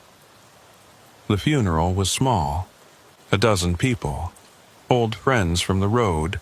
A few relatives. Calla, me. The pastor said a few words about Virgil's life. His dedication to his work. His love of the road. His regrets about being absent. Then we each placed a flower on the casket. Afterward, Calla approached me. Thank you for coming. Of course. I have something for you. She pulled out an envelope. I found this in his things, his last belongings from the truck. It's addressed to me, but I think you should read it. I opened the envelope. Inside was a letter, handwritten, dated 2 days before his death. Dear Calla, I know I haven't been a good father. I know I've put the road before you, before everything, and I'm sorry for that, more than you'll ever know. I've been thinking about what I want from life, what really matters, and I keep coming back to you, to the time I missed, the moments I can't get back. I can't change the past, but I can change the future. I'm going to retire. This is my last run. After this, I'm coming to see you, coming to be the father I should have been from the start. I know it's late, I know I've missed so much, but I want to try. If you'll let me, I love you. I always have. Even when I was too scared or too proud or too stupid to say it. Your father, Virgil. I folded the letter, handed it back. My throat was tight. He was going to stop, going to come home. I know. That's what makes it so hard. He was finally ready. And then the road took him one last time. We stood in silence for a moment. Then she spoke again. Do you think he's at rest now? Now that we've found him? I thought about the loop, about seeing Virgil's truck disappear over the embankment, about the way he'd warned me. Keep moving, don't stop. I don't know, I hope so. Will you tell me if you see him again, on the road? Yeah, I will. She hugged me. Thank you, Thane, for everything. I left the funeral, drove north, back to the highway, back to the road that had taken Virgil, that had kept him for 8 years. I needed to know if finding his body had broken the loop, if he was finally free.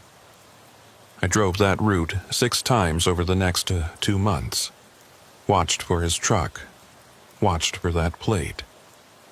KLM 847, but I never saw it. The road was empty, normal. Just other drivers going about their lives, hauling freight, making deliveries, living. I stopped at Bertie's station, told her about the recovery, about the funeral, about Calla. That's good, she said. Virgil can rest now. Finally. You think the loop is broken? I think he got what he needed, to be found, to be remembered, to have his daughter know he was trying. That's all any of us want in the end. What about the others? The other trucks that disappeared? She shook her head. I don't know. Maybe they're still out there. Maybe they're still trapped. Or maybe finding Virgil will help them too. Maybe it'll show the road that people care, that we don't forget. I paid for my coffee, walked to the door, then stopped. What if I become one of them? What if someday I crash and get trapped like Virgil? Then someone will find you. Someone will remember. Someone will care. That's what we do out here. We look after each other, even after death. I drove on. The road stretched ahead, white and empty and endless. But it didn't feel hostile anymore. Didn't feel cursed. Just felt like road, cold and dangerous and real. But just road. I still drive the Alaska Highway, still make the runs. And every time I pass that curve, I slow down. I look, not for Virgil anymore, but just to remember, to acknowledge what happened there, to honor the drivers who didn't make it home. And sometimes, late at night, when I'm alone in the cab, I think about that letter, about Virgil's last words to his daughter, about how he was ready to change, ready to come home, and how the road took one more run from him, one more trip, one more chance. But I also think about Calla, about how finding him gave her closure, gave her peace, let her say goodbye. And I think maybe that's what Virgil was trying to do all along. Not scare people, not warn them away, just trying to be found, trying to get home, even if it took 8 years. The loop is broken now, I'm sure of it. I've driven that route 100 times since the recovery. Never seen his truck. Never heard his voice. Never felt that pressure at the curve. He's gone, finally, at rest. But the road remembers. It always remembers.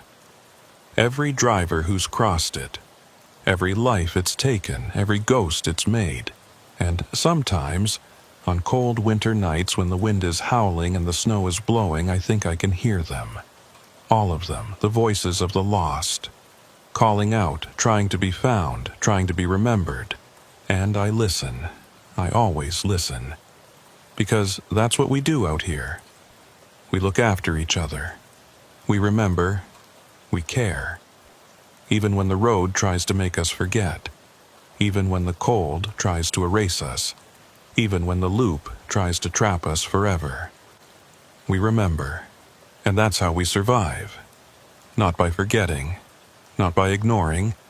Not by turning away. But by remembering. By listening. By caring. The road takes a lot. But it can't take that.